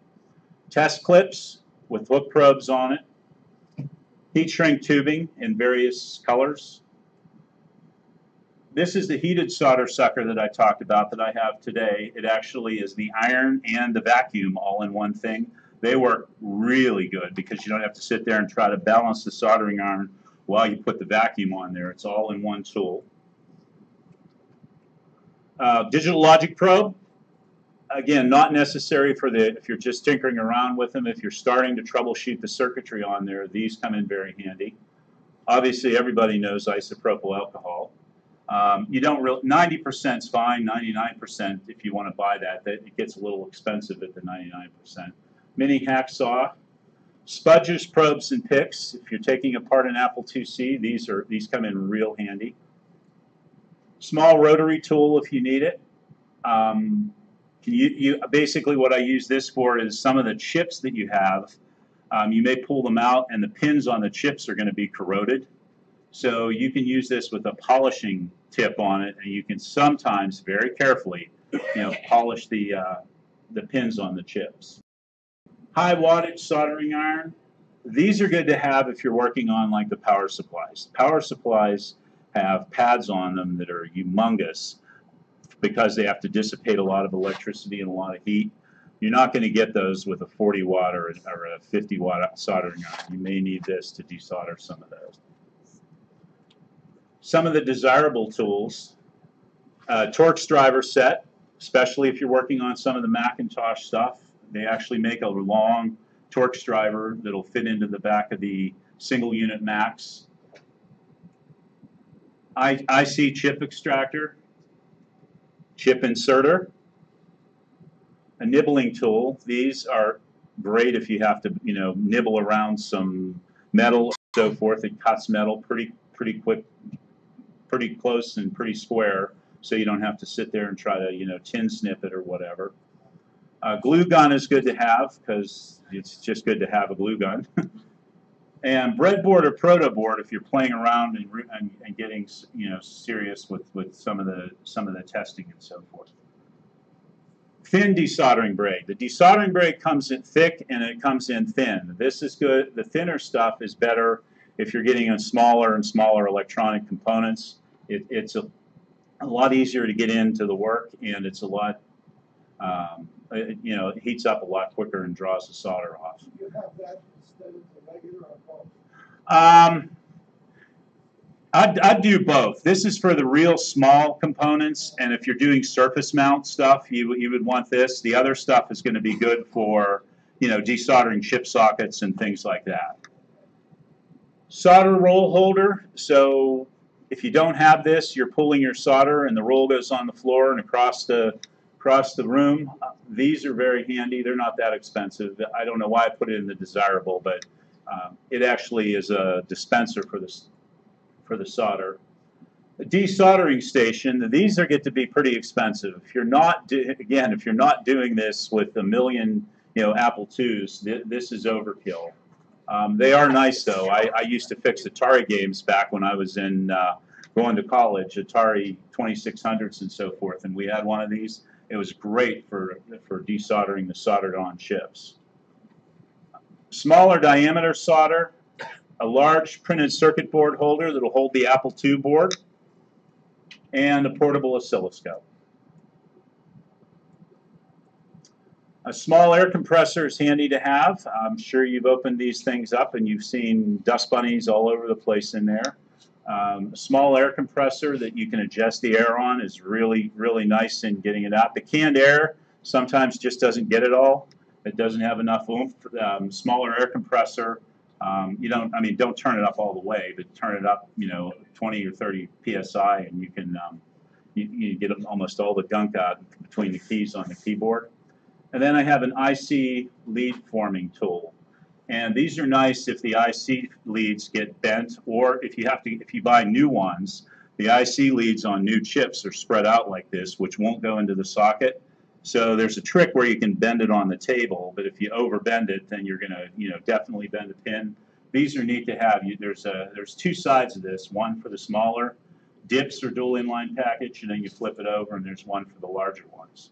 This is an older metal style. I haven't seen any of those around for ages, so those were nice. We had those back when I was fixing the Atari games, but these you can actually still buy today off Amazon. Okay, so essential tools are all you need to get started. Useful and desirable if you're really getting serious into this. Costs will vary. Some of this, so shop around. It's not like just go to Amazon. Amazon had really good screwdrivers, but they were about $5 or $10 more expensive than going to Lowe's and getting them. And don't scrimp on some of the tools. So the soldering iron you don't want to scrimp on. That's one of the things. Electrical tape you don't want to scrimp on. So some of that stuff you don't want to scrimp on. Okay, next is the teardown. So here we're going to actually learn how to take apart the various Apple systems, the Apple II, Apple II Plus, the 2E and the Enhanced Platinum, the 2C and the 2C Plus, the 2GS. Now, up on that box site, when you get this code at the end, I've actually excerpted the teardown sessions from all of the service manuals. I've taken out the teardown part of it, and I have those in a folder so that you don't have to go rooting through the whole big 700-page manual just for the take-apart guides. They're there from how to take the screws out of the case to how to put it back together. Okay, so the Apple II Plus basically has 4 screws along the bottom. You'll see 4 along here, and then 1 in each of the corners up there. Now, with the Apple II Plus, be careful of the speaker foam. It's probably disintegrated if you've got it, but if you have it in there, the Apple II and the Apple II Plus actually had the speaker glued to the metal tray, and it had foam around it that's probably long since disintegrated. If it hasn't, be careful with that. Don't use chemical cleaners on the cases. The cases for the Apple II and the Apple II Plus and even the early Apple IIes were painted. They weren't that molded plastic, so no retro bright on those. Be careful with the nylon standoffs on the motherboard. When you take the motherboard out, there's some nylon standoffs, and if you're putting the motherboard back in, you can break those. They're brittle. You can bend them and break them pretty easily. And there's a 5/16 inch nut in the middle of the Apple II and Apple II Plus motherboard. Don't over tighten them or you will crack the motherboard. And there's an aluminum bar in the rear. The first time I took a few of these apart, that thing fell out and it is really challenging to get back in.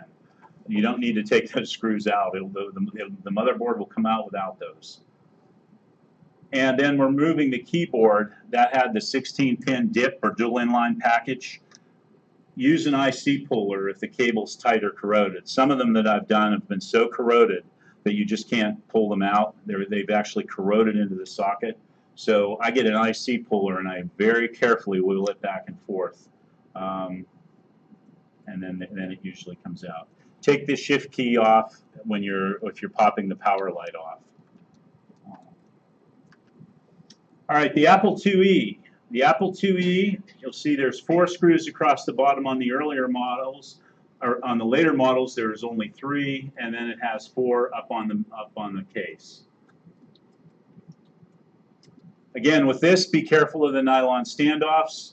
There are 2 types of speaker clamps on these. There's no foam to worry about here, but there's 2 types of speaker clamps. One of them, it looks like this.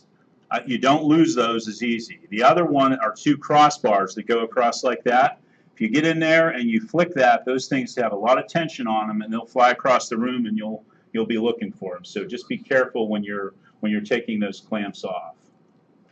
Make sure your keyboard ribbon cable is tight during reassembly. I've had this happen a lot of times where somebody will get it, they'll turn it on, and it'll be going through the self-test. And if you don't have the ribbon cable on, it'll go through the self-test. Now, the newer Platinums, it was soldered onto the keyboard, so the ribbon cable could only come out in one spot, and that was on the motherboard. So, but the earlier models, if you put it in the motherboard and it's super tight there, you might have pulled it out of the keyboard. So you want to make sure and check both places. And the Platinum IIe, again, is different. It has a keyboard grounding tab on it. It's a small part that you don't want to lose. It's on the screw on the lower right-hand corner of the keyboard when you're taking the keyboard off. The 2C and the 2C Plus, they're different. They have different amounts of screws on them. And with these, they are slightly different. I use a plastic spudger, and I'll show you what those are to remove the cover. First time I took the cover off of an Apple IIc, it was like that cartoon with the monkey. You know, you're sitting there trying to pull it off, and it didn't come off, and I was getting real frustrated. Then, actually, found a way with the plastic spudger. If you just get it, pry under the front of it, pops it right off. Be careful of the switches and cables. The Apple IIcs are dense packed with everything. There are a lot of cables and a lot of switches on there. There are caps on the switches on the Apple IIe that if you pull the cover off, because of it being 20 years old or whatever, there's a lot of grunge on it, and the cap will actually come off with that, and then you end up losing it or dropping it. And then watch the back cover where the ports are located. That actually will pop off if you're not careful, and you'll be super gluing it back on because those little plastic tabs will break. The 2GS, the good news is it's very easy to take apart. The bad news is that plastic is so brittle on those tabs that if you press in, you're going to break them off. Be very, very careful with these, especially the ones that really need retrobrighted and the ones that are yellowed. Those are, I know Charles, I watched one of his videos here. He had where he tried to fix that on those, and it was almost impossible. I don't know if he ever succeeded with it, but boy, they put a lot of torque on there, and if they break off, they're done. The case will still close, and you'll be fine. It's just you'll be without a tab on the back. Use care when removing the cover. There are plastic tabs on the front too. Be careful when removing the motherboard. More plastic tabs. They're wee little, and they break off. And then be careful removing the power supply. There's yet another big plastic tab on it. The nice thing is you really don't need any tools. You can kind of take them apart without tools. Okay, diagnostics. What I want to talk about here are some of the diagnostics. There are internal diagnostics, external hardware, disk-based diagnostics, and then some troubleshooting tips. And I'm going to point you to some guides, books, and manuals, and they are all out on the box folder out there. So if you go out there, all of the PDF scans are out there. Internal diagnostics. So on the Apple IIe, all the way up through the 2GS, they have built-in diagnostics on it. And to get to them, you basically hold down the Open Apple and Closed Apple key when you power it on. The later ones, it could be the Option key and the Apple key, and like the 2C Plus, and the 2GS, and we'll show you that during the demo.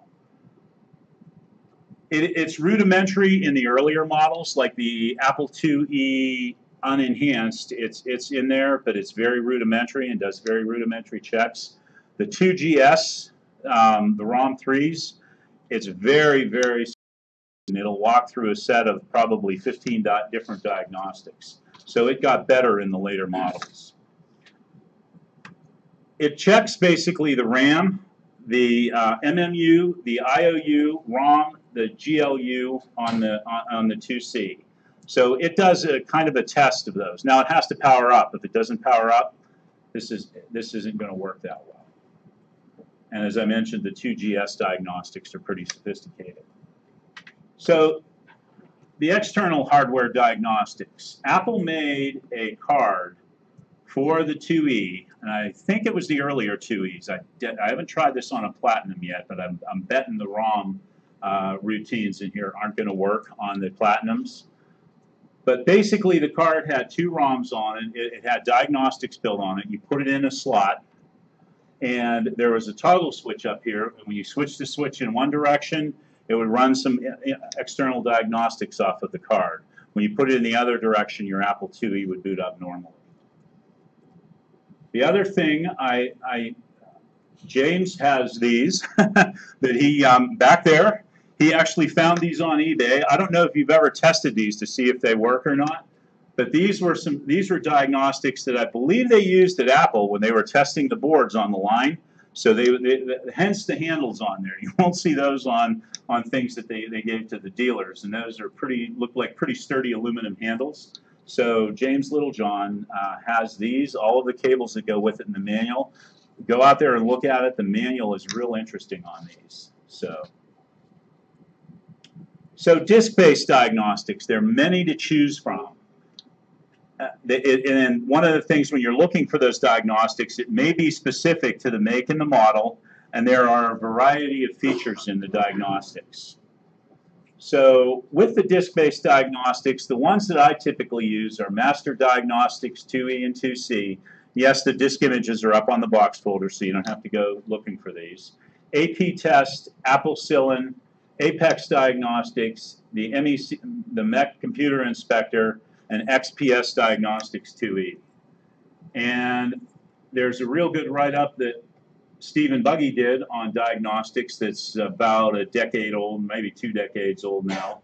And I have the link in there for that, and then I have the link to the disk images on there. The presentation is also up on the box folder. So next is the troubleshooting guides. Doing good on time here. Sam's Computer Facts. Those were phenomenal back in the day.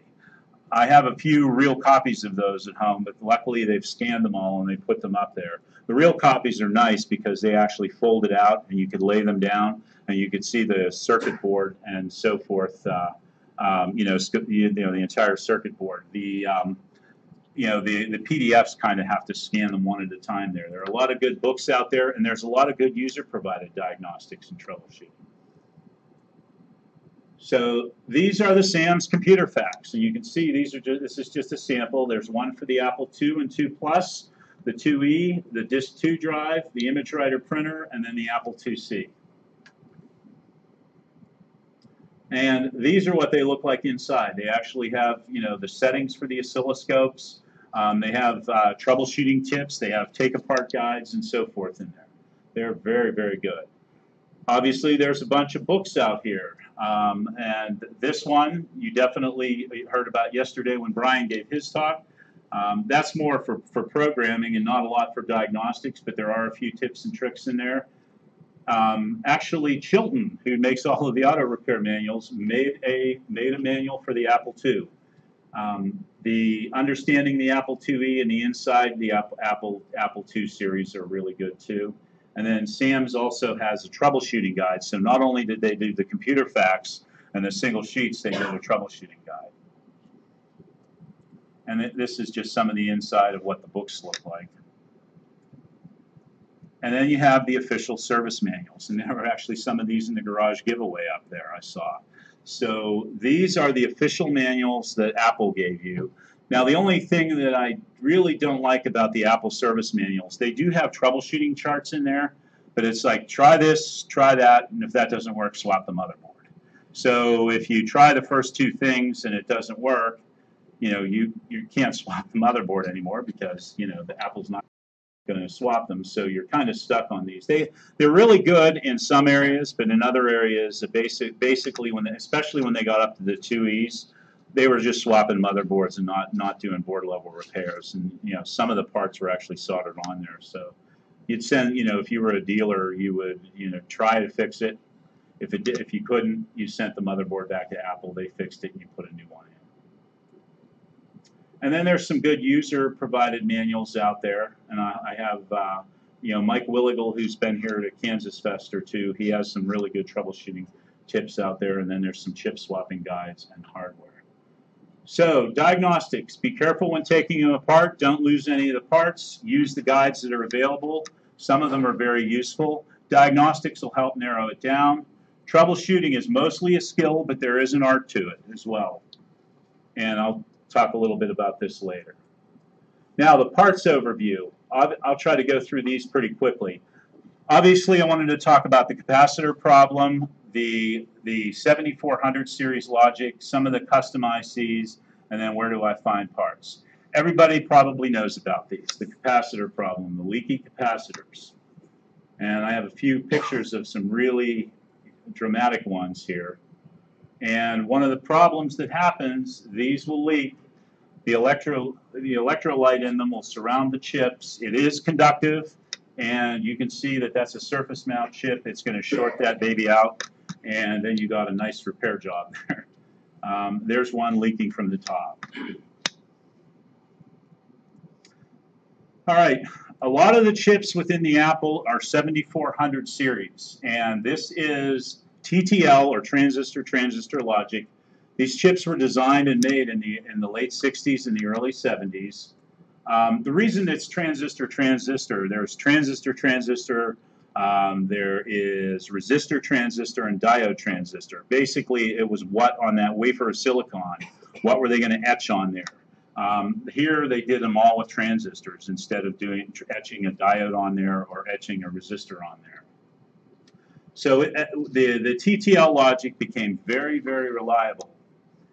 Was originally designed to perform basic logic functions like AND, OR gates, NOT, XOR gates, and now contains hundreds of devices. There's flip-flops, shift register, arithmetic logic units, and so forth.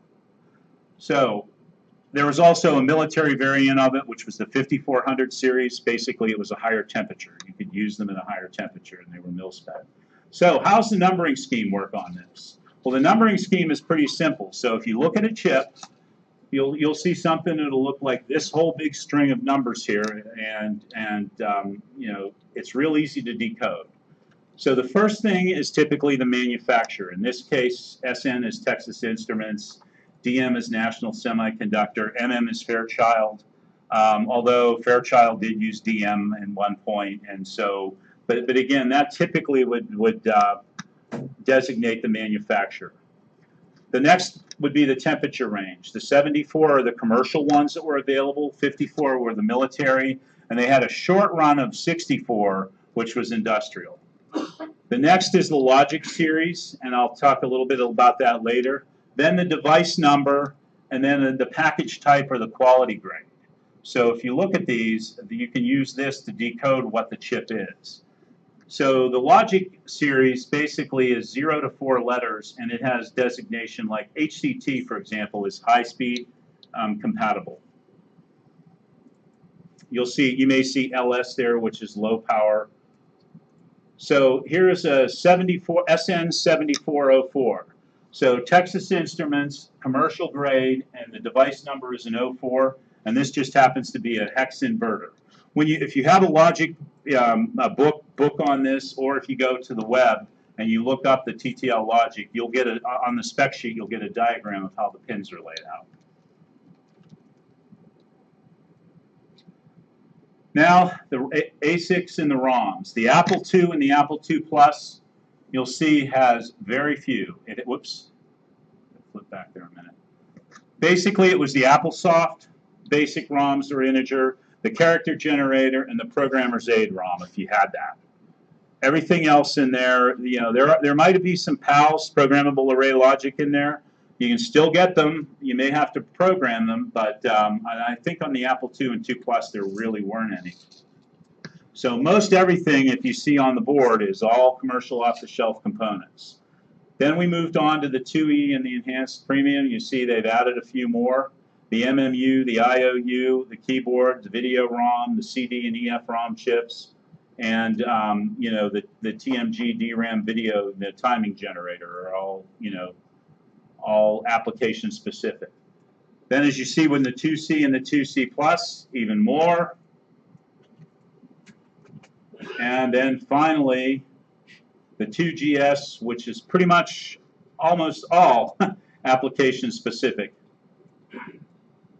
except for the RAM maybe. But you'll see the big long list of chips there. And then the Apple III, I just threw that in there. It had a keyboard controller and 11 other ROM and PROM chips that were on there. In my presentation, I have a complete list of all of the ASICs and the chips that are available, and the ROM chips that are available at this site. So I included that in there. And then I have a large listing of the Apple ROMs and the part numbers on this site. So you can, if you find one in your Apple and you see the 341 dash whatever, you can go to that list and look it up. Now, where to find them? eBay is one source. So if they do make the ROM chips available, people to pull them out, and they'll, they may pull the MMUs out and so forth. You're going to pay a lot for them there, but you might be able to get a good deal there. DigiKey is a really good source. DigiKey Electronics, they have a lot of the parts. Apple Rescue of Denver. Dr. Ken B's Apple Store, he seems to overcharge there, but he's got some parts as well.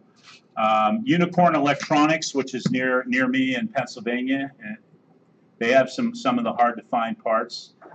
Arcade Components, they basically, you have to hit them right. They'll get some of the application specific stuff in stock. They're not terribly expensive, so if you need a chip, that's another place to look. And then obviously here.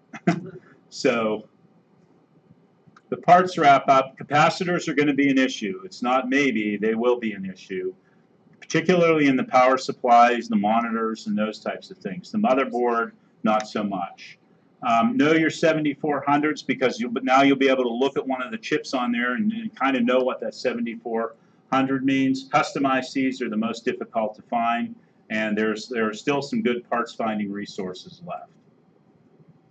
Okay, any questions at this point? And then I'm going to move over here to the demonstration. Oh, yep. It's not a question, but a comment.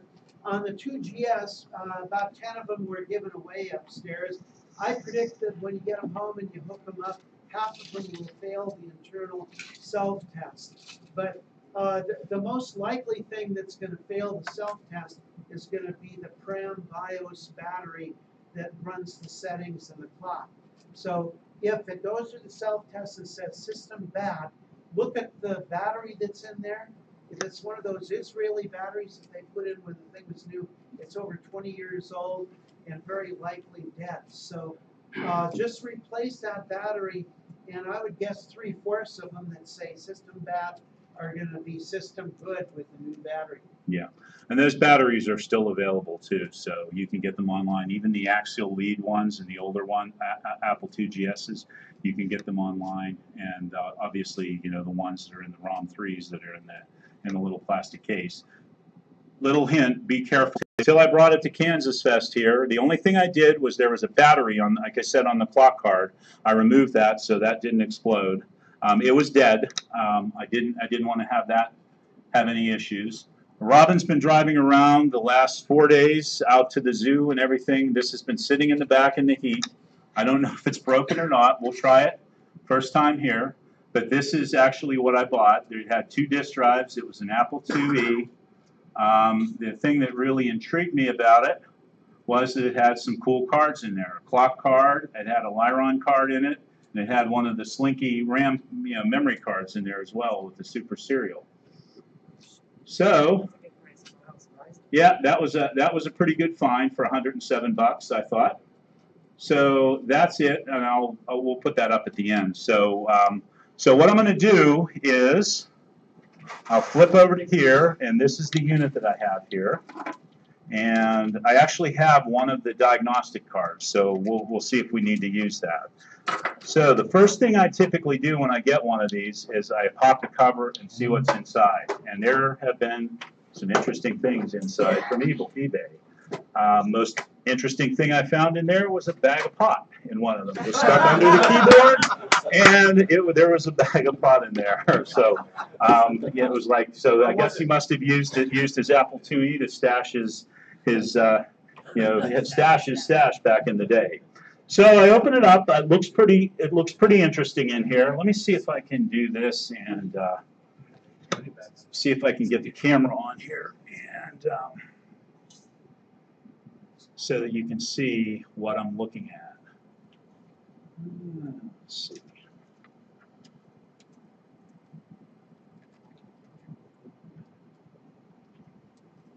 All right.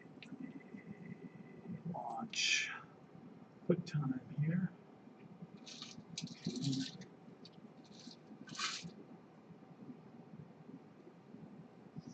All right. Let's see. See if that'll do it. All right, get my finger out of the way. All right, so if I look in the case here, you'll see that there's nothing, no bag of pot, right? So, I can be the guy. Okay, good, good. So, so you'll see in here that the cards are in there. You'll see that there's a RAM chip. It looks like it's already been replaced up front here. Okay, so we'll see what that is. So the first thing I'll typically do when I open them up is I'm going to check them. And then I'm going to actually just take it apart here. So to take it apart, what I'll do is I'm going to pop all of these cards out of here, if I can get them.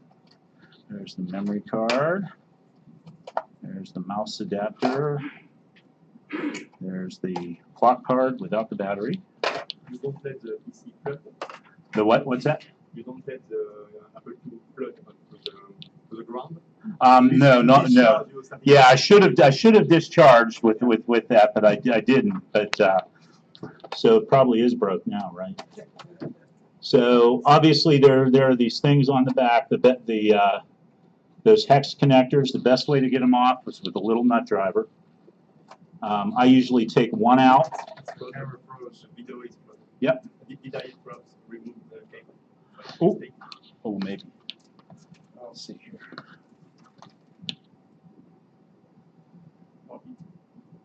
Oh, that's what happened. Sorry. I need to touch sometimes? Yeah, sometimes. There we go. So you'll see that on the connectors here, I just take one of them out and I remove them. All right, do the same thing for the mouse connector here. Loosen those.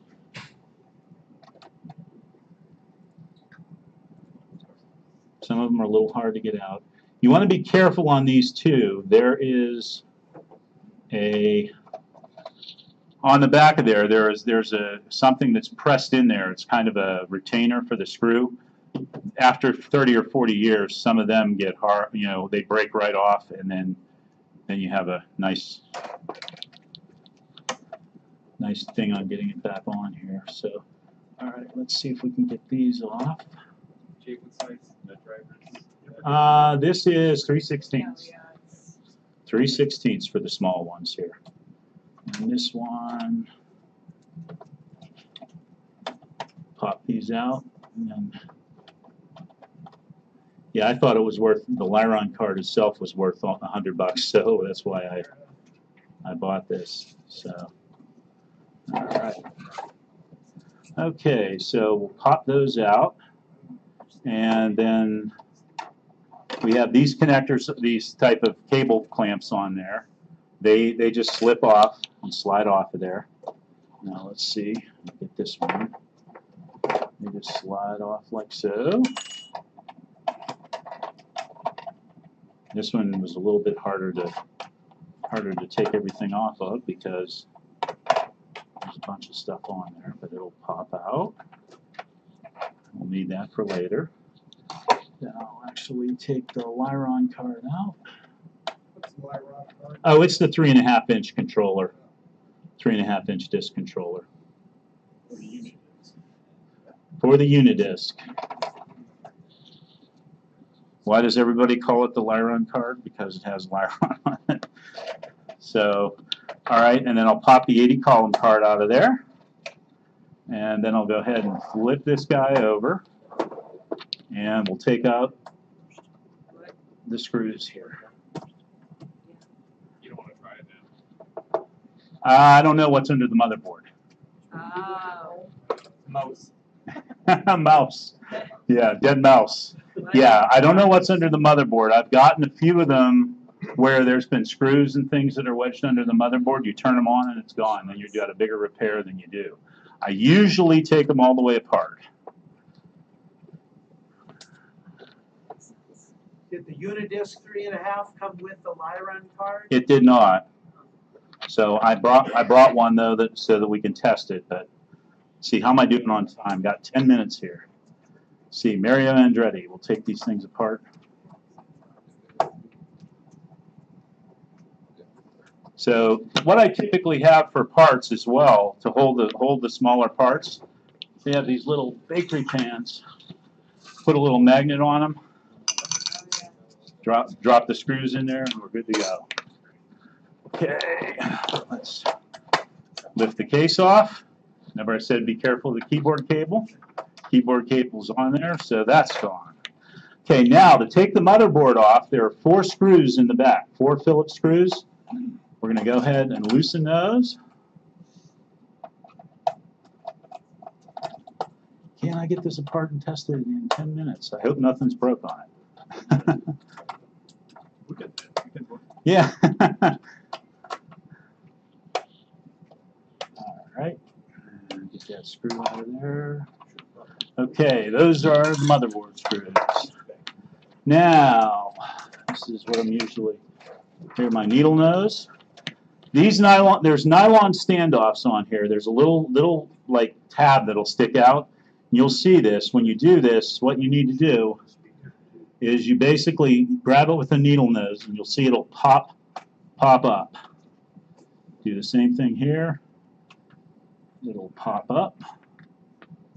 You see there's one in the middle. These ones are being a little stubborn. Might have to use that. There we go. So I'm going to take a quick look under the motherboard here. No mouse. No screws, nothing. So, okay. So what I'll do here then is I will put the, not that controller card back in, put the disc controller card back in with a single floppy on it. Okay.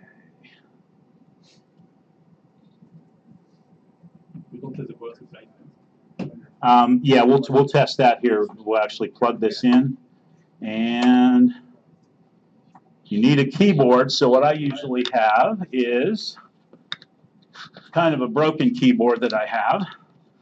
We'll put that on here.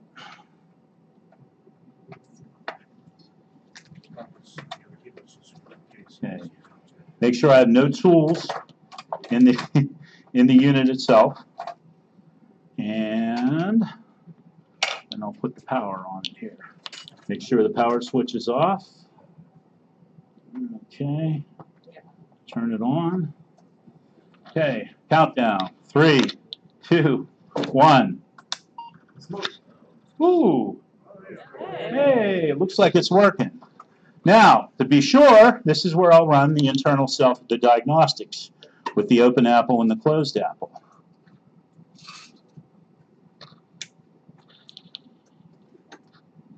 Uh-oh.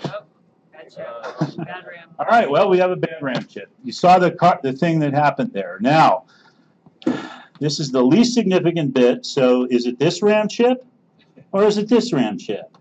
Well, I don't know.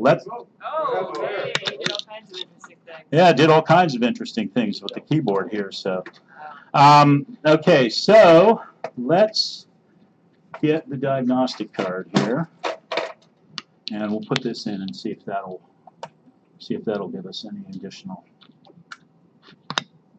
Now it's, oh yeah, there we go. So the diagnostic comes up, and this is what it looks like. If you have the switch in the diagnostic position, if you switch it in the other position, it'll come up. So let's do a RAM check on here. What's RAM again? M? M. Okay. This is a little bit better than having the ones. This will actually tell me F06. Now you're probably saying, okay, what's F06? Well, on the Apple II motherboards, they're laid out in a grid with numbers and letters on them. This one is numbered 1 through 14, and then you'll see the letters that are down the side here, which are A through F. Okay? So if we look here for F06, that's this guy right here, I think, 6. And then we look over here, and we will see the F. Barely, but that's F6. So it's this guy is the suspect guy. All right, so Power down. Power down. Let me get my chip extractor over here. If you don't have the chip extractor, small flat-bladed screwdriver will work. Okay? And what you do here is you just get under the chip. There we go. And there it is. That's probably the bad RAM chip. So let me see if I have a 64K RAM chip in my stash of crap here. And I do. I have a tube of them. Believe it or not, these are still available. You can still buy these on like DigiKey, Jamico, and those places. They usually have a little.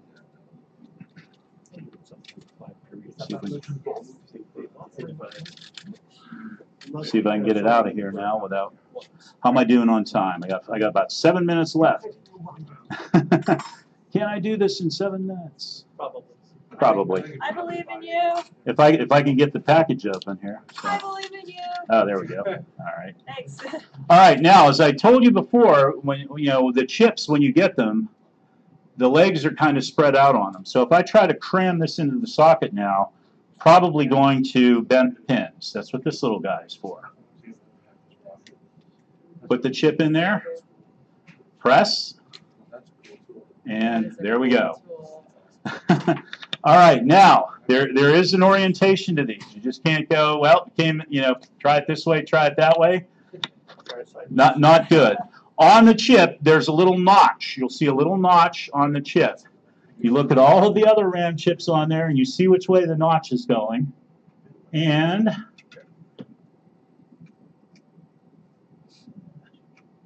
there we go. You just start it in there. You look to make sure you got it. Then push it down, and you'll hear a crunching noise on it. All right. Well, let's see what we got. Yeah, really. So, all right. M. F13. Got another RAM failure. Probably this guy. That's the other nice thing about the diagnostics. It's only going to tell you the first one. All right? So, all right. The one I put in is okay. It moved on to the last one on there. Now I just want to make sure I don't put the one with the Apple logo back on there. So we'll grab another one out of here. And we will. If we run out of time, we're not going to. I'll have to repair it during lunch. But F13, that's this guy here. So let's pop him out. Throw him over here. How reliable is that card? How reliable? Yeah. Pretty reliable. Is it? Okay. If you can find one, I recommend getting it. It's a lot better than the internal diagnostics, and it's found some stuff that the internal diagnostics haven't. Can you replicate the card? Well, there is a project underway that I'm actually probably going to help with on Apple Fritter to replicate the card. So I'm hoping next year that'll be the Kansasfest project. So, all right, let's try it again here. All right, what do we think? Cross your fingers. Looking good so far. It does various different patterns through there. And you'll see that it'll test it at the different memory banks. Yay! Nice. All right, now, just so to be absolutely sure, I'll pop the diagnostics card out, and I'm going to run the internal diagnostics. A little bit different. It'll test some different things, but I just want to, like, this will test the color. You'd have to do the color bar test on the other one to do that. And you'll see this is enhanced 2E, I can tell, because it says system OK instead of kernel OK. So 2 63-cent 64K RAM chips, and this Apple IIe is working again. Now what I'd probably do is I would probably look in the power supply. If there's gunk in there, I'd buy one of Henry's power supply update kits on there. But you'll see that a lot of the logic on here, some of the logic is like 7400 series. The things that are custom are obviously the CPU, which you can still get, but I mean that's not really that custom. But the MMU and the IOU, the ROM chip, the keyboard generator, or the keyboard ROM and the video ROM, and you know those are typically the larger chips are the ones that are harder to find. Okay, this one's nice because it's socketed. If you get one like this, it's not socketed. So getting this RAM chip out would have taken a while. We would have had to extend the presentation for a while. You can do it. What you do is you can use one of those desoldering and do it, or the shortcut is if you take a pair of diagonal cutters, you can cut the chip all the way off, pull the plastic package off of there, and then you can heat it and pull the pins out, and then hit it with a solder sucker on there. It takes a little while, but when you hit it with the solder sucker, it doesn't have to heat the pin up because you've actually heated it and pulled the pin out, and it'll actually give you a nice hole. Solder a socket in there and put the chip back in there. Okay, that's it. Any questions?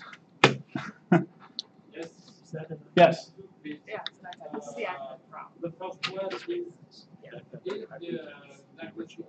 This is one of the more recent. The active process. I have to cancel. The diagnostic card compatible with. can be closed. Yeah, I think it can. I looked at it. I actually did the parts inventory. It's $20 worth of parts on here. The ROMs are available. The ROMs have been dumped. If not, there's a Rev A of this card and a Rev B of this card. So the Rev B of the card, I don't think of the ROMs are there, but this is a Rev B, so I'm going to donate these to there. They're 2764 EEPROMs, and all of the rest are 7600 or 7400 logic. Like there's a 74. Yeah, I don't know if you can see but you'll see it's all 74 LS logic on there.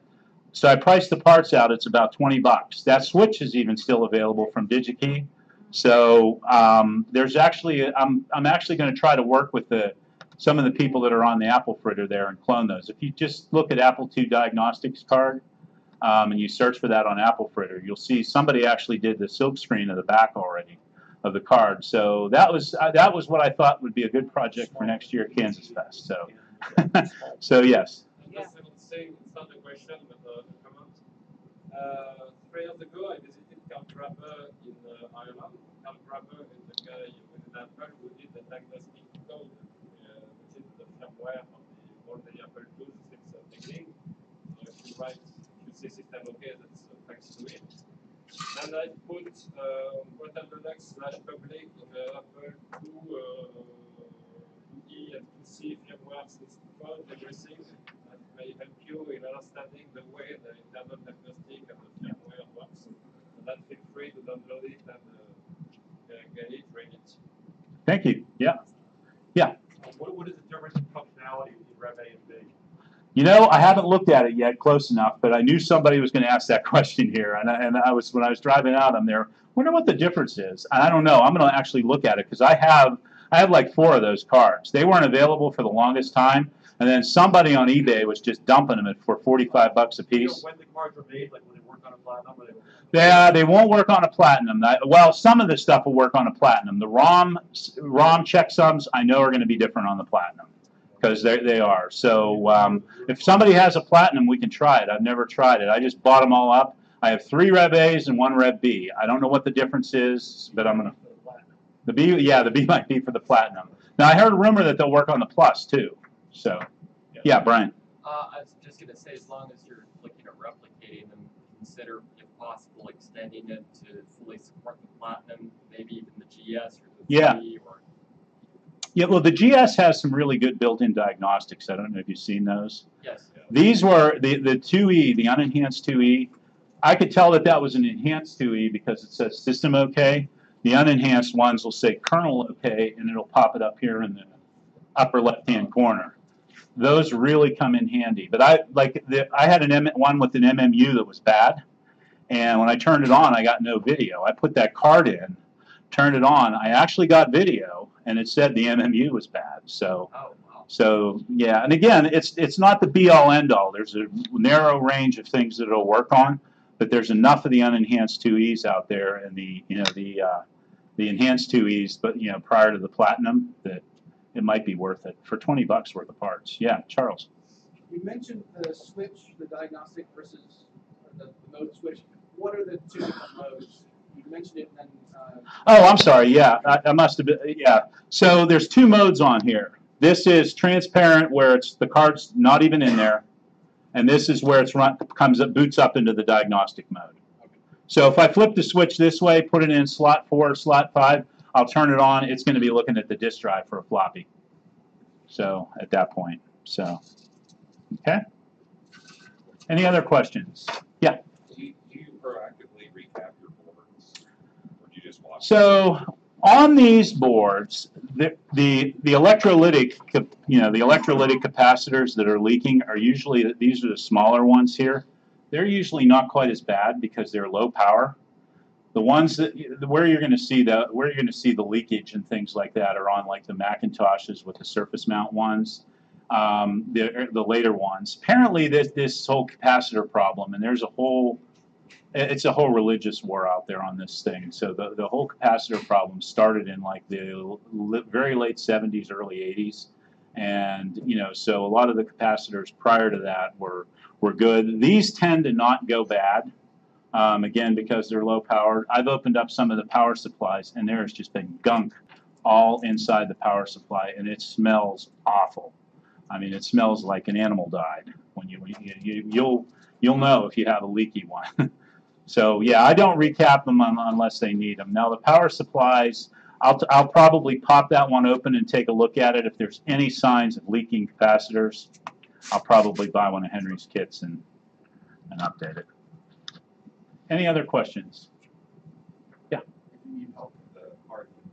Oh, okay. We'll do. Yep. Only slot 4 or 5?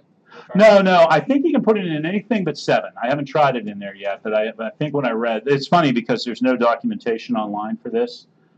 These were only given and distributed to the Apple dealers. So. Yeah. Yeah. Yeah. So they were only given to the dealers. So. Any other questions? I just had this picture up on my shine. It's exactly what you're talking about. Oh, the card? No, just the power supply wise. This is the worst example I've seen. Oh. Oh yeah, there you go. You see how it's burst and then it's leaked over. Yeah. And then that's the lovely episode. Yeah. When you turn that on, what happens? It's a lovely puff of blue smoke that comes out of there. And the smoke is, it's noxious when it comes out of there. So now the other thing I'll do when I get these, the heat over the time might have worked these chips out. So you'll see that I'll when I take the motherboard out, I'm not going to do it here, especially with the power on. But I'll press on these chips when it's down on a surface, and you'll hear that a lot of them will reseat. You'll hear that, as they reseat in there. So. All right. Jay? Yeah. If you get a system or you pull one out of storage you haven't used in a while and you're concerned about the power supply maybe popping, is it better to disconnect it from the logic board and just turn on the power supply by itself? Well, that's the funny thing about these, since they're switching power supplies. If you turn it on with the power supply out of there, it doesn't actually do much. Oh. You actually have to have a load on the power supply because it's a switching one. But then if it's still connected to the logic board and it pops, can it hurt the logic board? I've never had one do that. if you want to be on the safe side, if you have an old logic board, you know, because I have a couple of old logic boards that are sitting around that, you know, I practice on, plug it into there and turn it on. Yep. Yeah, I've never had one blow the logic board. I've had the power supply. I mean, I've had smoke billowing out of the back where I was afraid the smoke detector was going to go off, but yeah. That capacitor you were talking about, the picture. Yeah. That's the reflow AC filter cap. You can just cut that out. You don't need it. Right. Right. What sort of I'll do with these power supplies, before I even turn it on, open it up, and just drag out that cap. Yeah. That'll keep it small. Yeah, that's the lines capacitor. When I got an Apple III at Goodwill, took it home, turned it on, it worked for 2 seconds, and that cap popped. So yeah, you don't really need it, but they're readily available if you want them. So, any other questions, comments? Okay, thank you.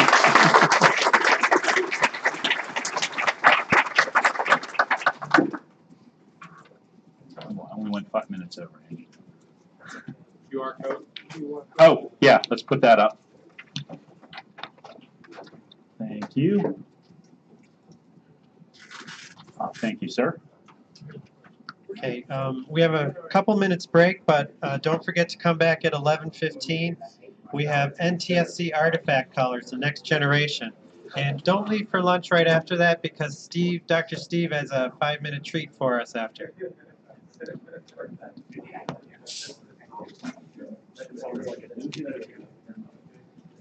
anyone got Oscar cans?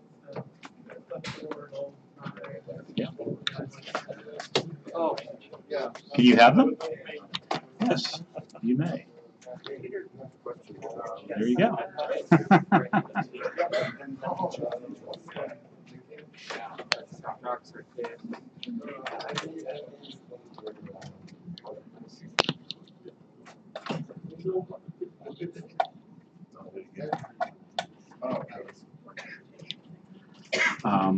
No, well, let me see if yeah, broken. It's broken too. Oh, well. Okay.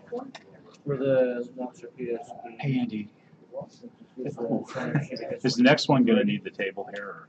Or are you going to need the table? Yeah. Okay.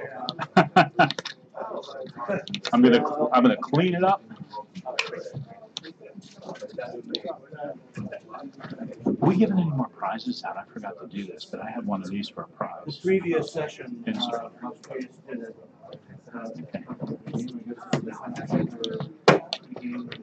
Start tossing stuff in here. I didn't. I drove. I drove. If I brought all of this on the airplane, I don't. Let me see the diagnostic card. Oh, right there, Steve. You know, I think I have one. I remember that switch. Oh, yes, yeah, you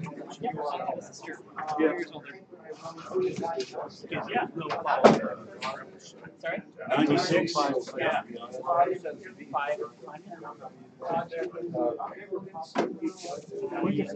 Oh, yes. The box folder? Yeah. So I do use username sometimes. Probably not. But now, say, given two seats, I have more round chips. They are. And the, I have you get that code zeros and X's. Yep. I can't remember how we Yeah, no, in my case, it's Well, you just a saw in there that Irish the one on the extreme right was the error that we were getting, and it was the chip on the extreme left. So it's flipped. Yeah, it's a very popular name in Ireland. But now on the 2C, they're all in a vertical row Right. over here, the 60 chips. I know there's an asterisk to identify which half of the. But it was asterisk further back. I'll have to look. So let me get this cleaned up first for the next presentation. Stephen and I can talk to you. Yeah, yeah. Yeah. And half of them were relatives. Yeah. Yeah, and it's funny double-edged sword. It used to be extremely Googleable. Google my name. I'm all of this, you know, which is Yeah, can honest be to a bad God, I thing. didn't Like, rehearse wants it. Did to not art or rehearse whatever. this. So. Yeah, that combination. Oh yeah. Oh yeah, that works really good. It really works good. Sunset over the bodies. Oh, that's funny.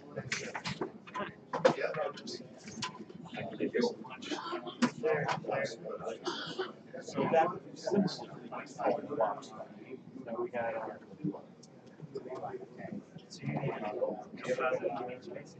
Pause on that one, and I'll give you HDMI.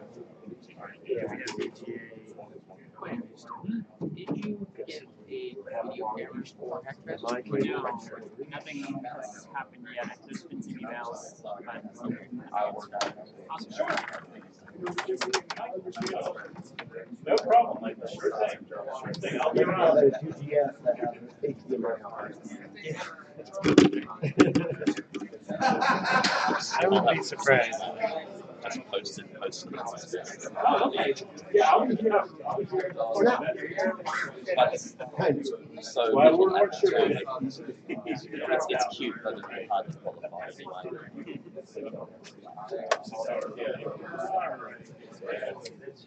We'll just leave it there for the sake of time. That's right. On the Forest Roads, the closest I came there was another guy I used to work with, it was Michael Murphy. So whenever things were in meetings and they just put down attendees as items with the MM. So we used to both go, who's the other guy? Sounds like an MM with lowercase r and lowercase h. Are we good? Well, it was the MEM and an M. That's all my stuff. Yeah, I'm gonna sit there. Yeah. That was confusing.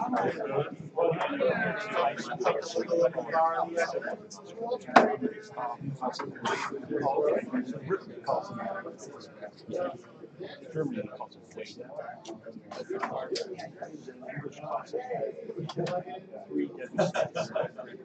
I can two of them at the same time. Yeah, that's mine. You can go ahead and use it. Go ahead. Yeah, you can use it. I'm not going to grab it too much. Brian solder system. Air suit out of heaven. That was that first shoots. Oh, remember that? That was the original 9 that was introduced to the Atari. And All right. So what's the? So is this another? It really is. Wow.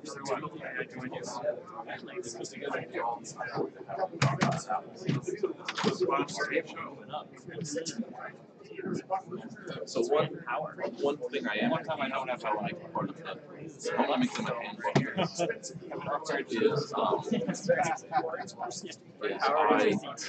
stop it. I'm gonna make them buy their own insurance. But stop it and then start it again in between sessions. So there's no chance of the MP3 files getting interrupted. You know, since you lose the battery and I just said as opposed to file it's terrible.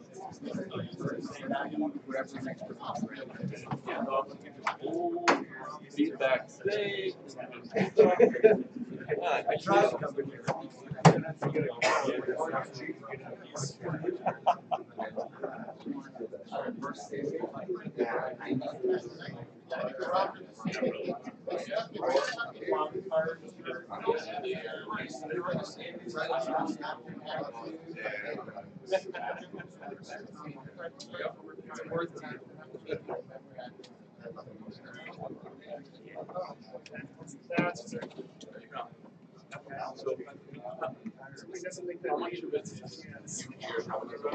It's going to be split. Yeah. Okay, great. Yeah. That's what you have to say. No, thank you to all. No difference. Okay. So it's all wide, sharp. So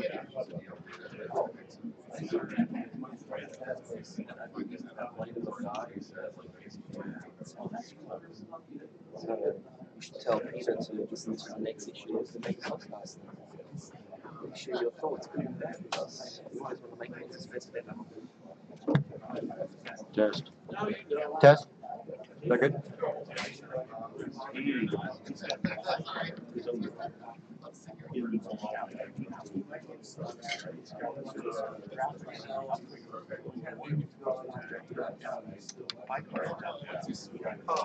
Could you get that light?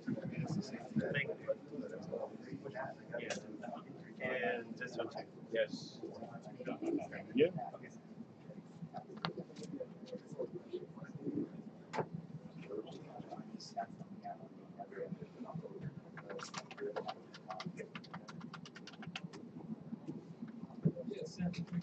Okay, I'd like to welcome you all to the next session. It's our last one before lunch, but don't forget, after lunch we have another session, so keep coming back. This is David Schmeck with NTSC Artifact Colors. Thank you, David. Great, thank you. Thank you all for coming to this presentation. This is NTS Artifact Colors, the next generation. A little disclaimer is I know just enough about the NTSC Artifact Colors to be dangerous. That's about it. And then for full disclosure, this is being presented on a single machine, which is actually a 2GS in stealth mode that you might be able to see by the Dremel work on the back, but also with an Apple II Pi inside. So I'm running the presentation on both screens. But let's jump right in. We're talking about NTSC, which stands for Never the Same Color, which is obviously a joke. But the NTSC color signal is actually broken up into two parts. There is the luminance signal, which is how bright your signal is, and what we're interested in is the chroma signal, which is your color, and it's dependent on what's called the phase angle. And if we look at, I don't know if you can see in the back here, but this is in degrees, just like a circle. And as we go around the circle, we kind of represent a different color of the spectrum. And this is how our NTSC color signal shows up as colors on our actual screen. So keep that in mind as we go to the next slide. When we create what are called artifact colors, we look at this chroma signal. And if we take that circle and we lay it out horizontally, we come from red, we go through the spectrum and we end up at red over on the other side, and lay that out across the screen, we can simulate actual colors by having our pixel smaller than the chroma sequence and just output a signal in this range that corresponds to the color we want. For instance, if we want to create the color green, we just output a signal kind of in the green area of our chroma signal. If we wanted a blue signal, we would output a signal here. Now, if we wanted to create white, we would output a signal all the way across the spectrum, and that would give us white. So this is kind of how we generate what are called the artifact colors, having our pixel smaller than this chroma sequence, and just select which bits we want to light up for different colors. So we don't have a specific color signal. It's just dependent upon where our pixel shows up in the chroma sequence. So our favorite engineer, Steve Wozniak, knew all about this and actually designed the Apple II around this concept. And thankfully, Quinn did a really nice job of expressing all this and explaining it in her presentation. So I can kind of skip through this pretty quick. But the important thing to know is that the Apple II supported artifact colors in a few different modes. One is in the low-res graphics mode, and that gave us 16 colors by just taking the raw nibble data and replicating it 3.5 times across the screen. And with our Apple II, I should say that we have 140 chroma cycles across the screen that are displayed. And that kind of explains a little bit some of the resolution modes of the Apple II. If you have 140 basically colors across the screen, we can get in high-res graphics mode 6 colors, although it was originally just 4, by having 2 pixels per chroma cycle. So you can have black, which is nothing. You can have white, which is both pixels set. Or you can have a combination by setting one or the other pixels. They shortly figured out, well, they could add a half pixel shift. And this is what I think Quinn was describing in terms of some of the weird color artifacts happen when you set different high bits on the high-res screen. That was kind of hard to program, as I think Quinn eloquently described. But then when the Apple IIe came out, they said, well, you know what we can do? We can do 560 pixels in a double high-res graphics mode. This is great because now we have 4 pixels per chroma cycle, and those 4 pixels in different combinations will give us 16 colors. Actually 15 because you get 2 shades of gray, which are identical. But you get 16 combinations with these 4 pixels because they perfectly align on our chroma cycle. Excellent. Except that it is insane to program this mode. You know, HDR was hard enough, double high-res graphics. If you ever mess with it, it's hard. It's complicated. Enough said. I like race cars. This is a buddy of mine who has a BMW 2002. We were at the racetrack a few years ago. Snapped this picture. It's kind of an interesting picture, and that's got some kind of subtle colors. It doesn't have a lot of contrast. And if I wanted to display this on my Apple II, it would be a bit challenged. But let's see what we get.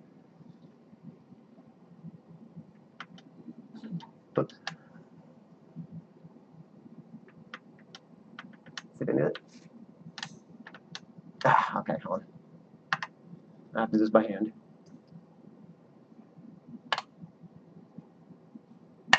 Return.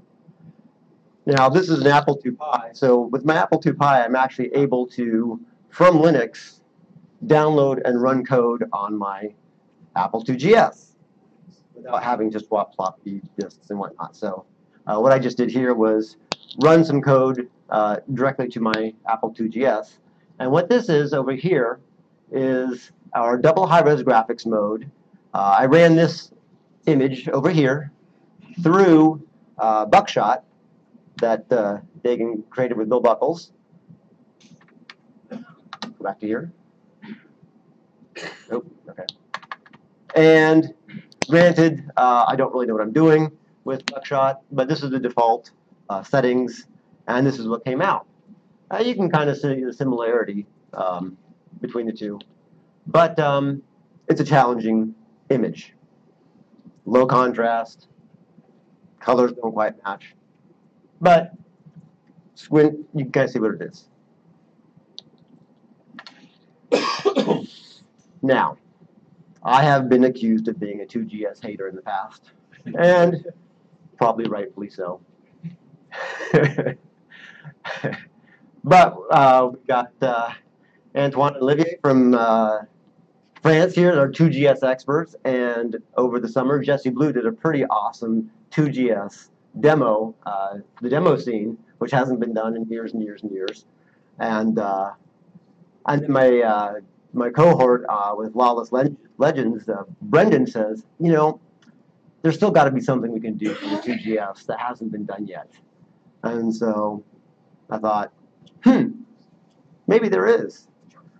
So so I started doing some investigation. And it turns out that the 2GS has never really got much love from its composite output, at least in 2GS mode. A lot of people use it for their old 2E compatible modes. It works just, you know, fine, more or less. But as I go to understand how the 2GS outputs a composite signal, in super high-res mode, I learned a lot. The 2GS spits out 640 super high-res pixels in the same space as we get in double high-res graphics. So they obviously have different timings. What's really bizarre is this equates to 4.57142.857 pixels per chroma cycle. Now you think dividing by 7 is hard. Ugh. So what I learned in further investigation is that there are 32 super high-res pixels per 7 chroma cycles. So 32 divided by 7 is kind of where this number came from. But all may not be lost. Does anybody see the 88 or 8088 mile per hour demo on the IBM PCCGA? Exactly. It is pretty phenomenal. It takes artifact colors to the next level. And I've been spending a lot of time on my compact desk pro playing with CGA and NTSC colors. I thought, there's something we can do here.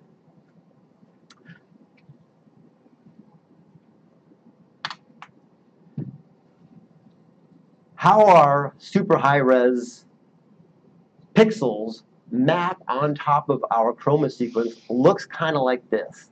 On the top level, we have that chroma sequence, and I've replicated it 7 times across the screen. So this is how it will look like, looking across horizontally on our screen. And here are how the super high-res pixels kind of fall in the sequence. And you can see it's not very consistent. We get kind of odd, weird colors as we march along. I mean, we can recognize them, but they're not consistent. They're all off. So what if we figured out how to map this bizarre sequence back into our NTSC color chroma phases to generate maybe some interesting visuals, some nice graphics, using more colors than perhaps we're used to seeing on an Apple IIgs. So how do we map the super high-res pixels to NTSC? Well, let's try a couple different approaches. In super high-res mode, we have a palette we can work with, which in this case I actually didn't bother with. But we can set different levels of luminance. So with our Apple IIe, we only get one level of luminance. You either get nothing or everything. But with the 2GS, we can set different levels based on our pixel value. So I thought, okay, well, let's start with a naive approach. Let's take our 32 super high-res pixels and try to map them into 7 5-bit pixels and see what we get.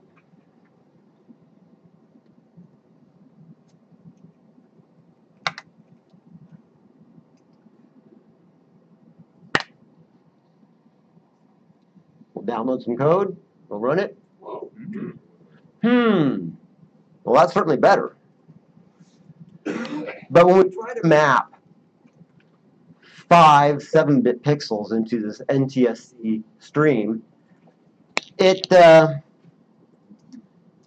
look exactly right because they don't exactly line up. And you can see that by the vertical streaks that we get through the image, which it's better, but it's not great. So we're definitely onto something, though. This I think validates the concept that maybe we got something here. So I thought, well, let's take it a little bit further. Let's try to map 4 bits per pixel and then take that previous, that 4.57 blah, blah, blah, and try to calculate a best match based on that partial last pixel in our chroma sequence and see what that gets us.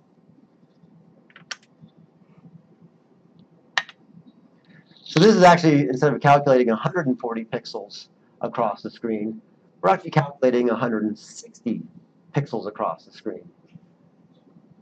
That's looking a little more interesting even, but yet we still get funny artifacts for this, for our sequence of super high-res pixels that leave us wanting more. So at this point I said, you know, maybe trying to map chunks of pixels into the NTSC range isn't the right approach. Instead, what we should do is calculate at 640 horizontal pixels, which is what we get out of super high res, calculate the error based on the pixels that we get with the pixels from NTSC. So by calculating the error between these two signals, perhaps we can get a little bit closer. So with that,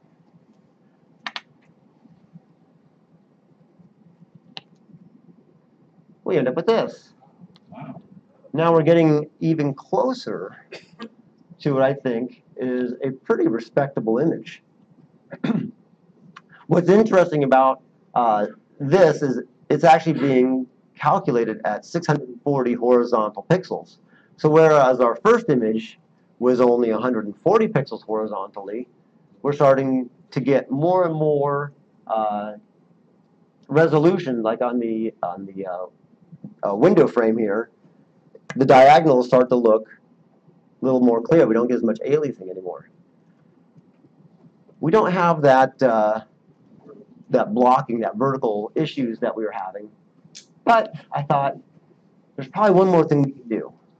Let's add a little bit of error distribution as we march across these pixels. Just that's the typical thing you do when you truncate an image to a lower resolution. So that's actually pretty easy. Let's try that. Now we get a picture that I think resembles our source quite a bit better. So if we go back up to here, that's our original source image. Here now is our converted image. That's not too bad, I think. And let me point out a couple more things. With the Apple II GS, they have this 3200 mode, which is really pretty amazing. But even in the other video modes of the 2GS, it is still limited to 16 colors per scan line. This has no such limitation. And it doesn't require any on-the-fly palette updates or anything. So you can get a nice stable image with zero now processor overhead. So you may ask yourself, well, what's this good for? Now, honestly, not very much.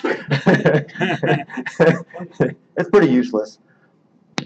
Except if maybe you were a demo writer from France, that perhaps doing a cool video decompressor in this mode might be kind of interesting for 2018 demo scene Europe. So, so this is my sample picture. But I thought, well, we should run some more pictures through here. So this is my buddy's race car, and I thought, well, I want my race car up there. So I have lots of pictures of cars. Excuse me. So that's my car. Oh. That's my car too. But what's interesting is the subtle blues and the low contrast areas actually translate pretty darn good. So I was pretty satisfied with the subtleties of color, especially down in here where by having those 4 levels of super high-res luminance now to play with, it's able to pull in a lot of detail that otherwise is very difficult to show.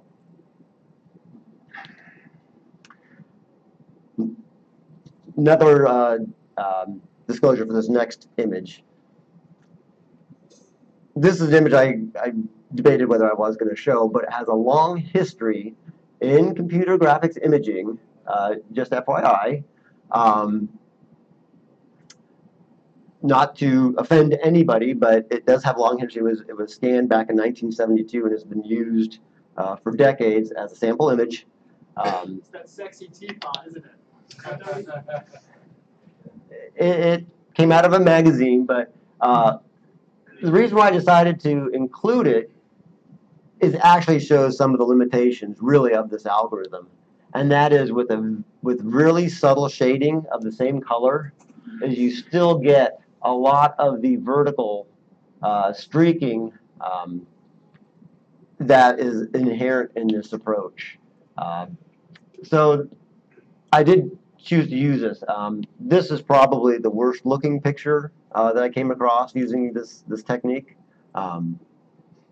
But to make up for offending anybody,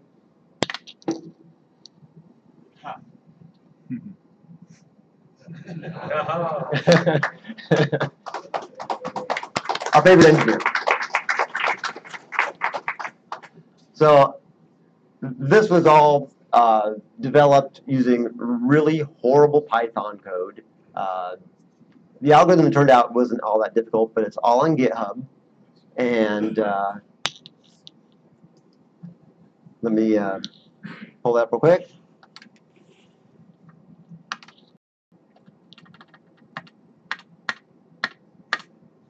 So if you're interested in taking a look at the approach I took, that's the GitHub address. It says not really great Python code, but it will generate actual 6502 code that you can then download and run on your 2GS. Are there any questions? Martin? So this takes advantage of NTSC artifacts, but you're doing it on a GS. Do they look really weird if you put a GS monitor on? So exactly. So Martin says, well, this is under NTSC. What happens? Because everybody with a 2GS has an RGB monitor, and it's true. So RGB monitors do not have any artifacting. So if you were to look at this on your 2GS RGB monitor, what you get is a really interesting kind of grayscale image that has a lot of vertical lines in it, but it fundamentally looks just like a grayscale image. That's cool. So I didn't bring an RGB monitor with me to show that off, but that's what you see. But you plug in the composite output, and then you get all these awesome colors.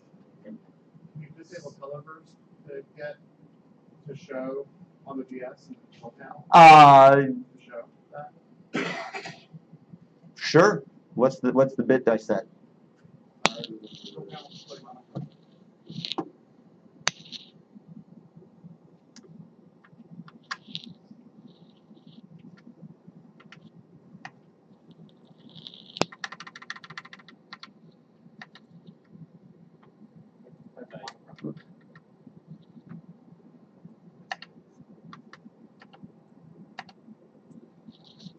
Oh, there you go. Cool.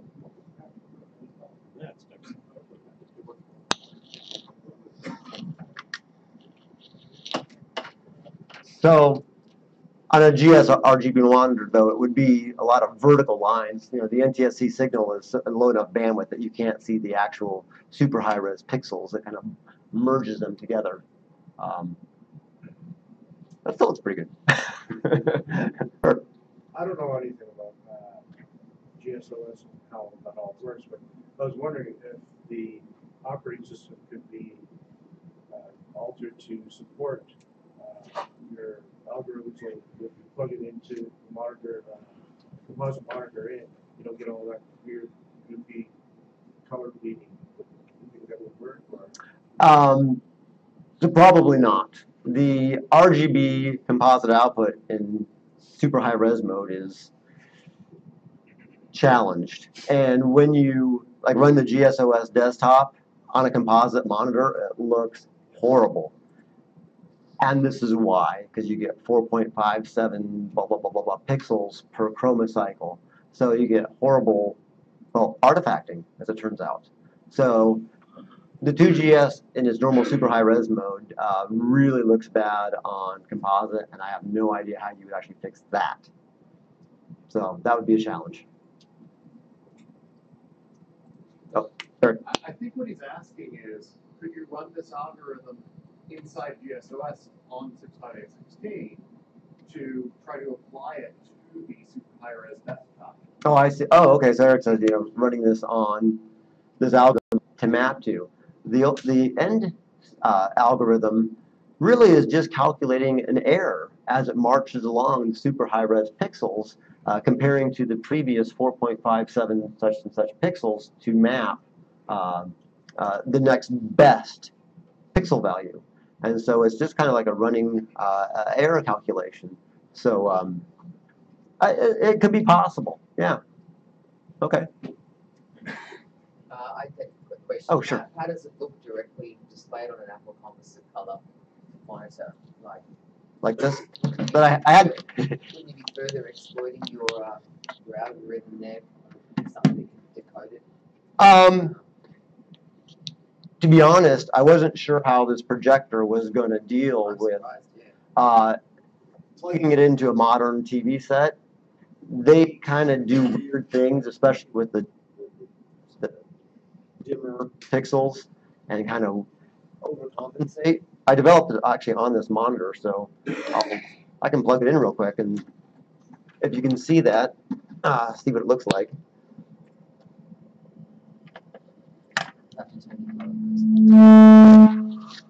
Sorry.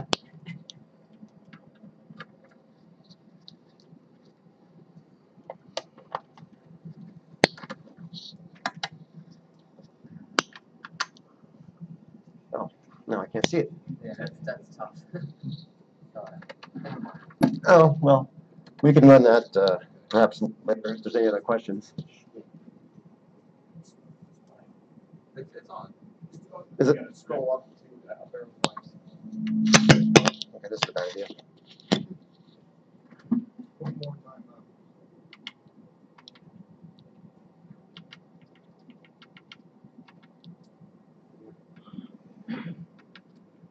up.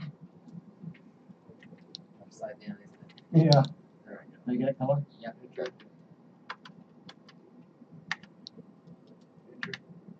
Yeah, see, that's Okay.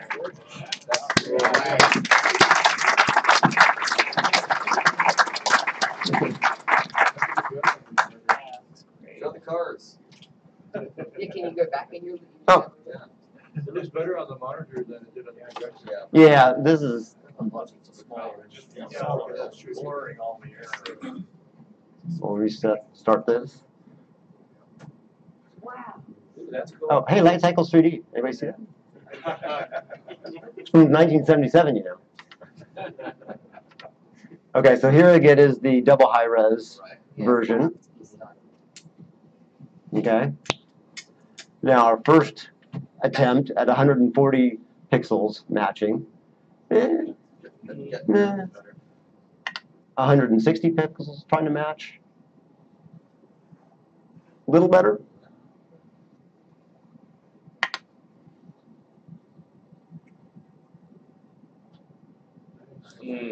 There's a 640, and then with a little more air diffusion.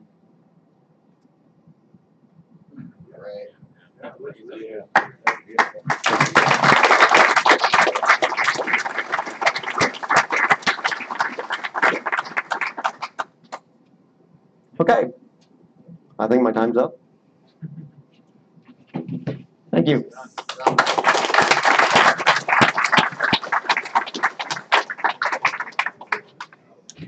Before you all leave for lunch, we got Dr. Steve a little treat for you all. Oh, yay. Yay.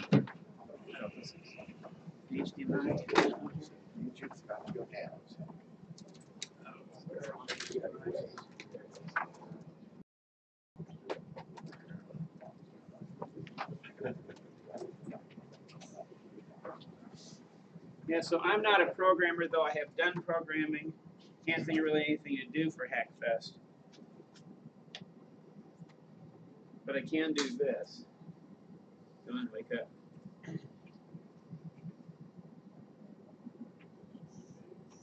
All right, so I'll slide you over there. Got your sound plugged in? Oh, sound, yes.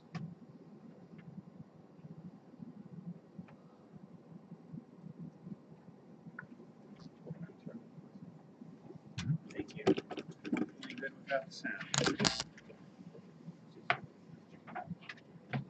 Let's just mirror this. This sucks.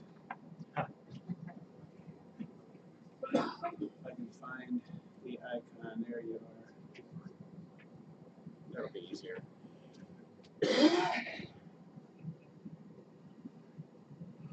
Full screen it. There we go.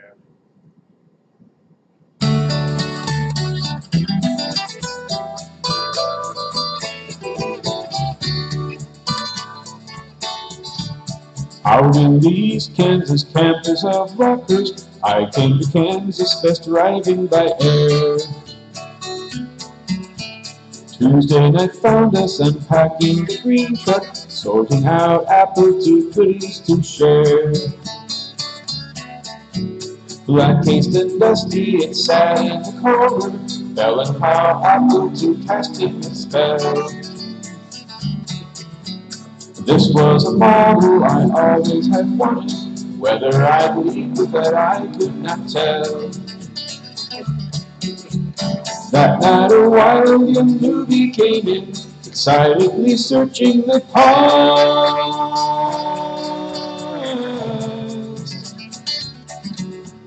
Digging through clutter, he also discovered that Bell and how apple, the two that I loved. So frustrated, I told him the rules for acquiring an item. Wait until Wednesday when any could score.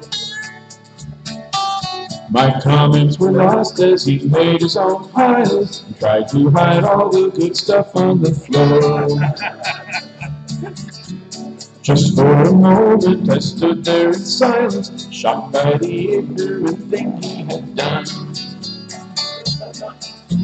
Many thoughts raced through my mind as I stood there, pondered my options and had but just one. Out through the back door of Kirkwood I ran, planning a raid late that night.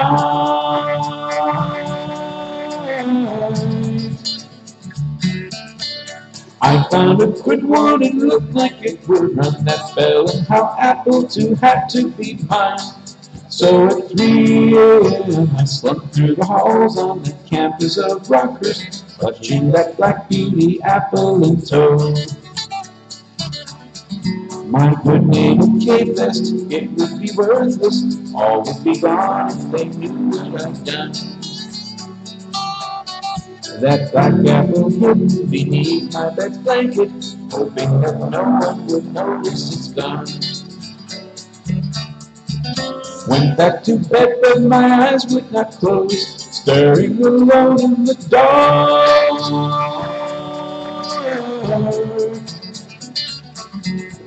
Maybe tomorrow my theft will not find me. Tonight nothing's worse than this guilt in my heart. But at last here we are in the lobby to start the great giveaway. They're saying that something is stopping the show. The Bell and how apple 2 unit was stolen. It must be located before we can go. Off to my right I see K-Fest board members. Off to my left are attendees galore. Searching and digging, I can't let them find it. I have to make it to my dorm room's door.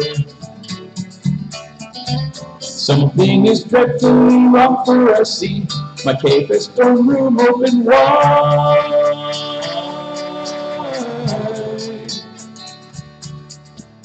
Though I am trying to stay calm and rattle, my roommate let all of those questers inside. But my love for the black apple is strong, and I push myself forward. I tell them I'm weary and I have to rest. I hear the dull thump as they tap on my blanket. I feel my heart jumping down deep in my chest. From where it's hiding, that apple emerges. My eyes look down, my hands hang on my side. Carried away in the arms of the searchers, one fleeting glimpse and my apple goodbye.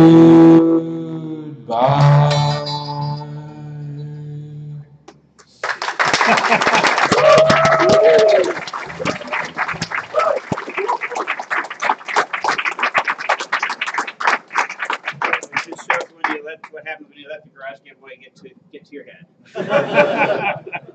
It was worth it. Poor Ted. Ruined it for all of us, and that was the last one. Well done. And that's why we can't have Gary. It's YouTube. If you look up Rockhurst Apple II parody, you'll find it. So. All right. Why not make an A2 click shortening for it? Yeah, I probably should. I've heard that. Yeah, that's fine. You build sorrow well. Sure. Sure. Yeah, we can do that. Are we going now?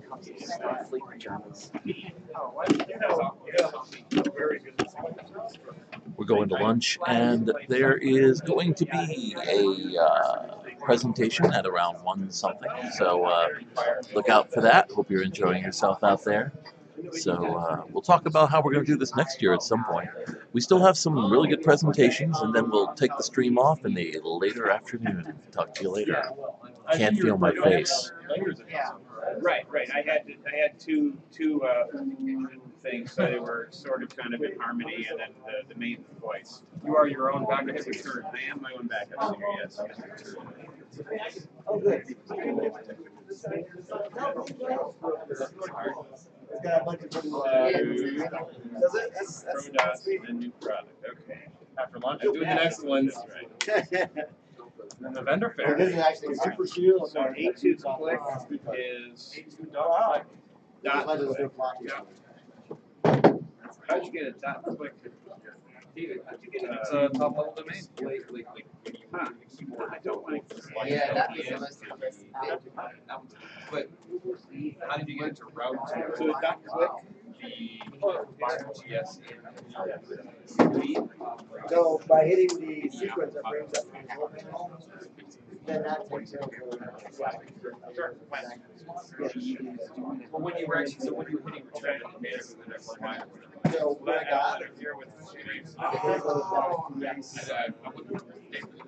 right, okay. Because, right. So when you were hitting return, you're actually shoving your URL there to the 2GS. Right, whatever you want. Right, well, it was, running a script. Yeah, okay. Download. Thank you. Okay, got it. And then you were just displaying what the 2GS was. Got it.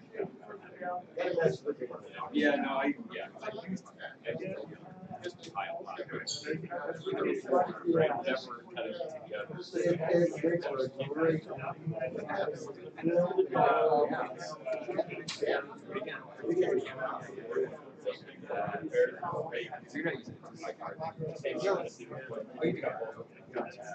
They're really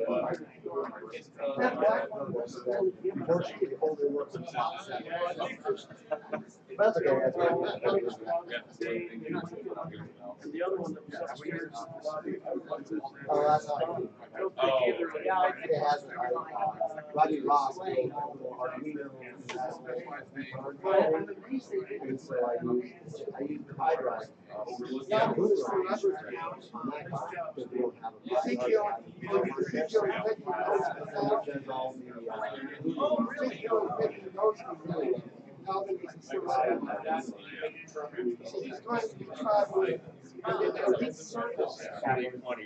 yeah.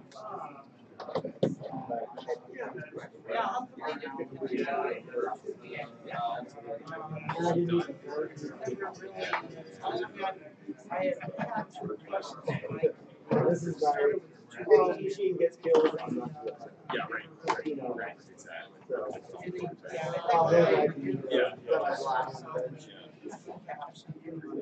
you see, I just drove the hell out.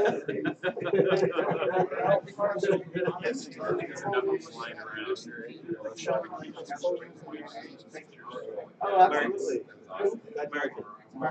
You're saying something that's, well, no, he's not about to, but he's saying it'll still be available.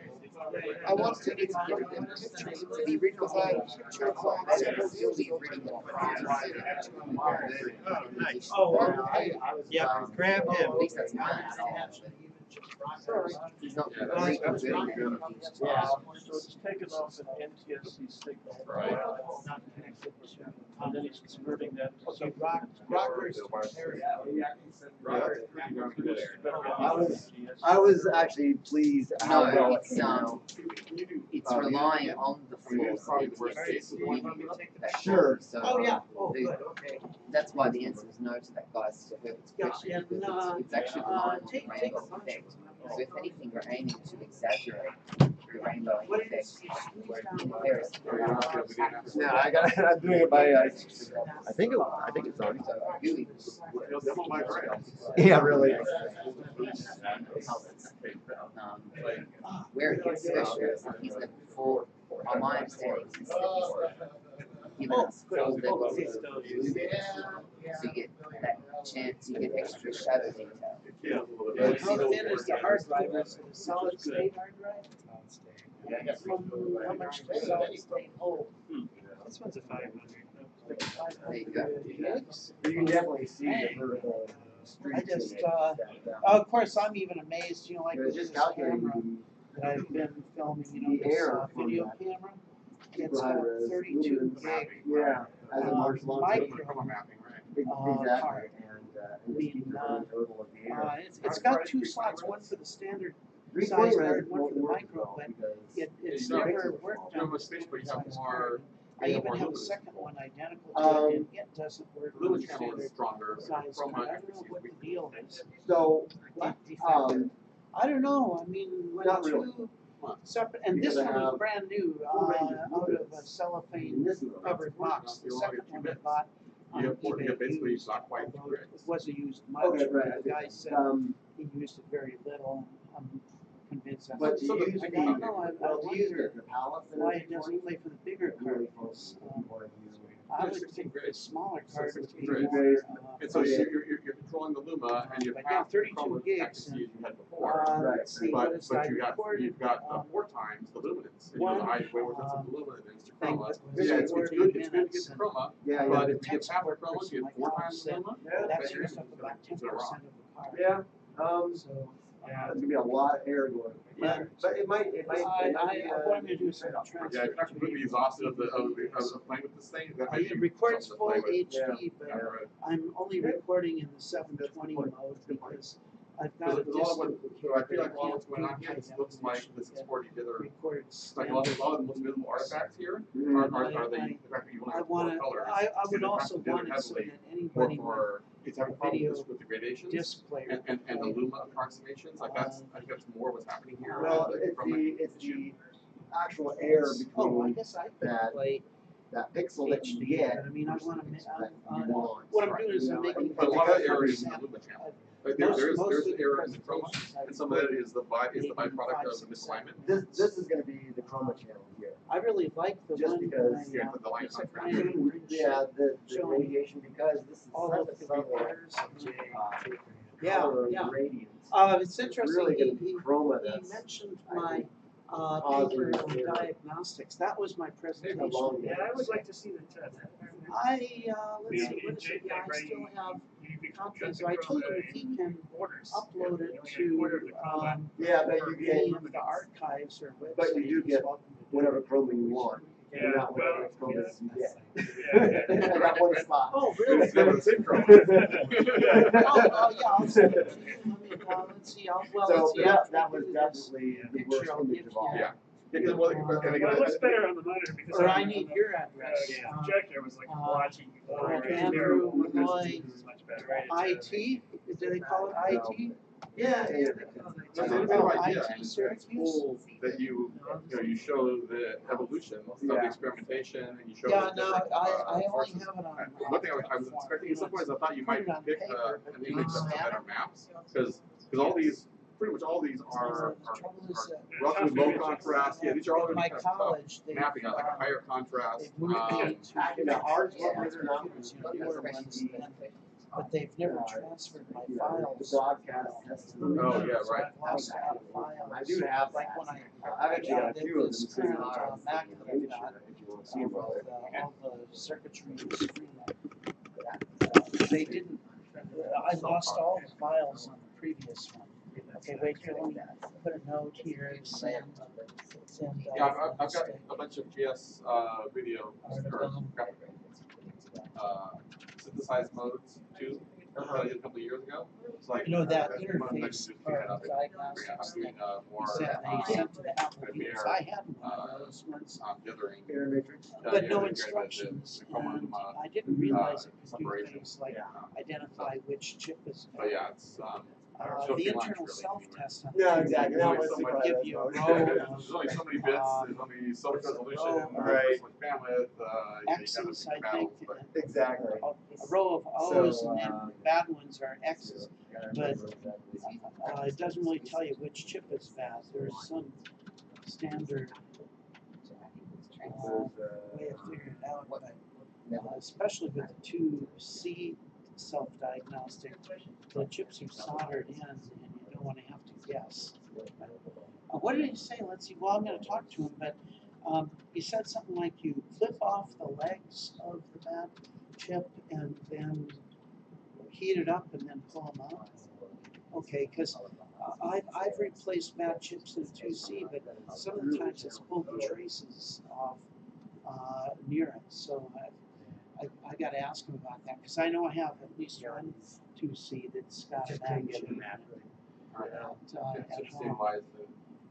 If that's a better technique, You just it get doesn't the right damage the traces. Yeah. And you know, And then when I've damaged traces, I've run the little wires from one place to another. It's had success. Get some sort of a. Okay. Oh, let's see. It's like these ones I didn't want to show. Back part. Yeah. They're the really crappy ones. Let's see. Yeah. Video definitely works I don't. better Yeah, I on think best to have it flash off, or And I otherwise think video washes out the image. You know, with the challenge with okay. GS is trying to do a full screen update, like you know better than anybody else. Yeah, we'll do several But doing pictures. video, Also. perhaps, Some maybe you know, a few I can just stand there, but then maybe another I'll point at something up on the screen. Maybe we could do. But again, that's demos. To the sessions at one. If you get a chance, I'd be curious to see what happens if you push this into the 320. Like you're gonna have, it feels to me like a significant amount of your artifacts aren't actually from artifacts. They're little artifacts. Oh, well, They're okay. artifacts partially as a byproduct. You're trying to stay in like chroma. Yeah, but you're gonna throw Okay, that so hair. just before the I think if so now you're between 1 and 150. Try that. 2 pixels. Well, I'll get So you're gonna really. I'll try to get your. Yeah, that's about the only thing I've screwed up on. Well, they're not all in the golden page. Mostly it's The green mapping, so you can see as it marches across have other presenters who the chroma signal. You know what are the options that you get. So there's far more Luma artifacts in here than there is chroma artifacts. Well, except that, but if you double the width here, now you've got, you know, a lot fewer options as we come across the screen. No, I agree. Yeah. You're looking kind of like high-res graphics versus double high-res graphics in terms of your color selection. Yeah, maybe. That's. So you're having your your I don't know. It's yeah. But if you combine that with maybe some palette tricks, right? You know, because what it does, it tries to modulate now in that. And this is why the GSLS desktop looks so horrible. Right. And in composite, because you can actually see what they're trying to modulate in the right color, but you still get this. You know, well, and that's why they put the monochrome option in there. It's like, hey, turn off the color burst, man. Mm-hmm. You don't want to be looking at color here. That's not what we're doing. You know, if you try, your eyes are gonna bleed. So yeah. So I don't know. It's like it's a cool idea. It's a cool presentation, cool tech. But yeah, I mean, you were right about thinking that trying to do double high res on the fly is a pain. This is definitely a pain. Yeah. Yeah, I mean that's right. I need like 1,000 different versions of them just to move it across the screen. Yeah. I really want my sprites to be doing this. Oh, and you have to run it on a composite monitor. Right. Yeah. Good luck. Or grayscale. If you don't want a composite, you get a nice. This has been really cool about 1986. Yeah. Even 89. Yeah, maybe anywhere in the 80s, 90s. Harder. Something I always say is, yeah, I know I'm 30 years late to the party, but Yeah. I'm still going to go. But, oh, sure, absolutely. That was it, Well, and the thing is, the Apple II is kind of, it's a playground, right? It's like Legos, You don't have to be there when the first Lego was invented to have fun with Legos. Anyone can play with Legos. Yeah. So. But it was, this was to give the GS a little bit of love, because I'm always crapping all over the GS. No, it's got a lot of things it can do. Once you start, poking around in that, Yeah. box of Legos. Hey, what's this for? I've never seen this one before. So the thing I like what they did though is you can treat it as just like a 2E plus. Yeah. You can still get access to all the features.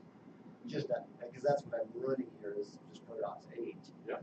That's the way all my stuff on the GS was all Protoss 8. Was it? I just never went to GSOs. I just said, hey, I got more hardware toys in my toy box. Right, I'm going to play right. the hardware toys. Right. And I never got to the end of that toy box. I didn't have to go mess with the ROMs, which was good because everyone did mess with the ROMs, right? Where'd my speed go? Yeah, or I never did. So, all right.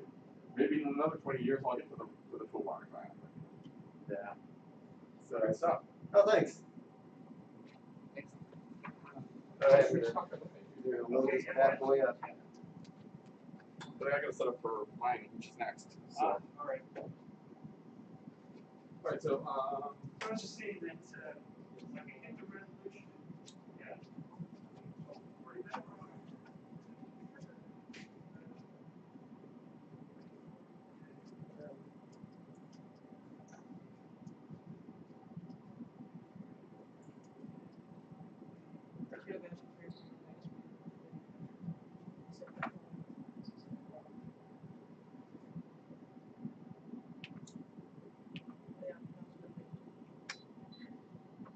I purposely selected a short time frame so I didn't have to do a whole lot of.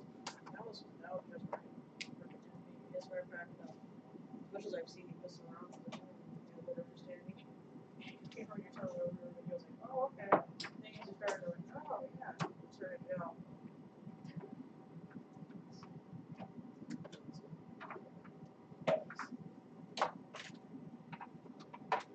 Drop this out of the room, grab trapeze. I'm gonna take that right to the band. Okay. I'm only got a rod though.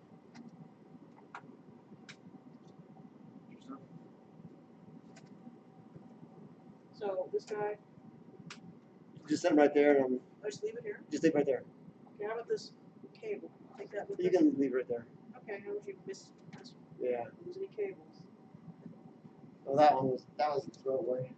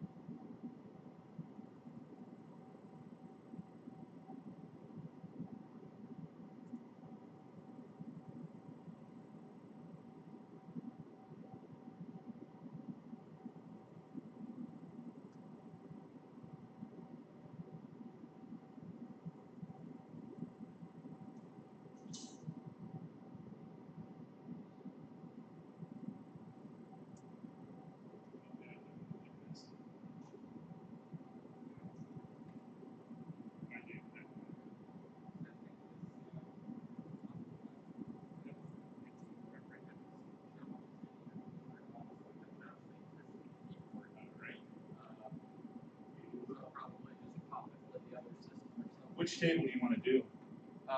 This one over here? I don't think anybody was sitting at this one. Yeah, this is more out of the way, so. Although, I might grab a towel and wipe some of this crap off. Yeah, that would be good. Yeah, I'm going to turn the lights on to try to. Sorry to throw more soldering at you last Oh, night. no, that's all right. Like doing it. The more you do, the more you learn. And you've had so much experience. You've had experience like you were a tech back in the day, or more even. Well, I was for Atari. Well, right, but I'm saying an Apple tech. Yeah.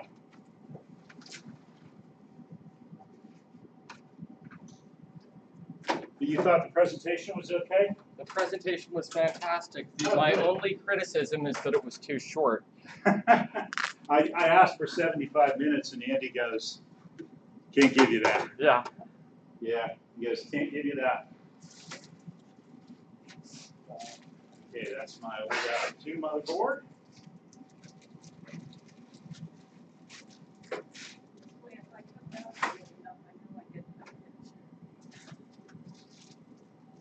Yes, you're likely to get right in front.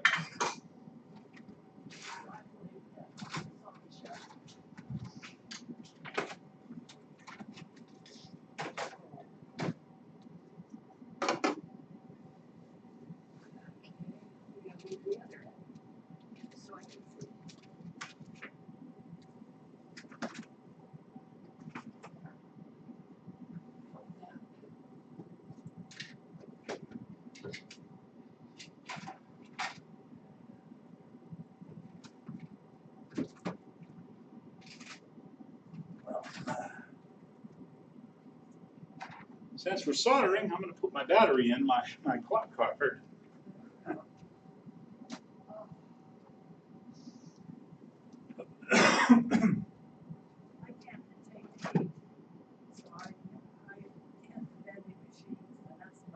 Oh, I'll tell you, walking up there, I'm like, Set for 4 people. 3 people and a driver. Yeah. I don't even know if the cart would help. It is so hot out there. Well, that's when I went. I've never missed having. Oh, the cart. Oh, yeah. Yeah, I've never missed having a fish tank except yesterday. I tried to go out that way to get down. Oh, jeez. So I went up to the front and I went outside to get the heat and started to talk to the breeze. Oh, no. And I came back inside and I said, that's the first time in 17 years I have. You ought to have them take your picture and just Photoshop you in. Yeah, they should be able to do that. And frankly, I think that'll be another suggestion to the committee. Let's try and do a head count to see, are we missing anyone that wanted to be here, or something. Count off, yeah. On here, it's just I'm saying, I have a goal for when I get home. I want to lose 10 pounds by next year. Exercise 6 days a week. Wow, my current goal, which is I have a hard time doing, is exercising 3 days a week for an hour. I'll have to work up 3 hours. Yeah. I have to start, because I have a tendency to try to, if I have exercise, Yeah, that's a little. It burns me out and I can't do it. But the treadmill seems to be, I can do that. Bring your bag of keys, I could run through that. Oh, yeah, I did. Here, if you want to plug that in. Sure. I will.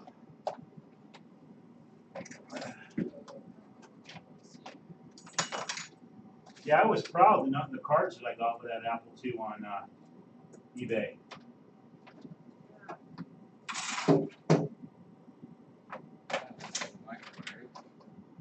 Well, straight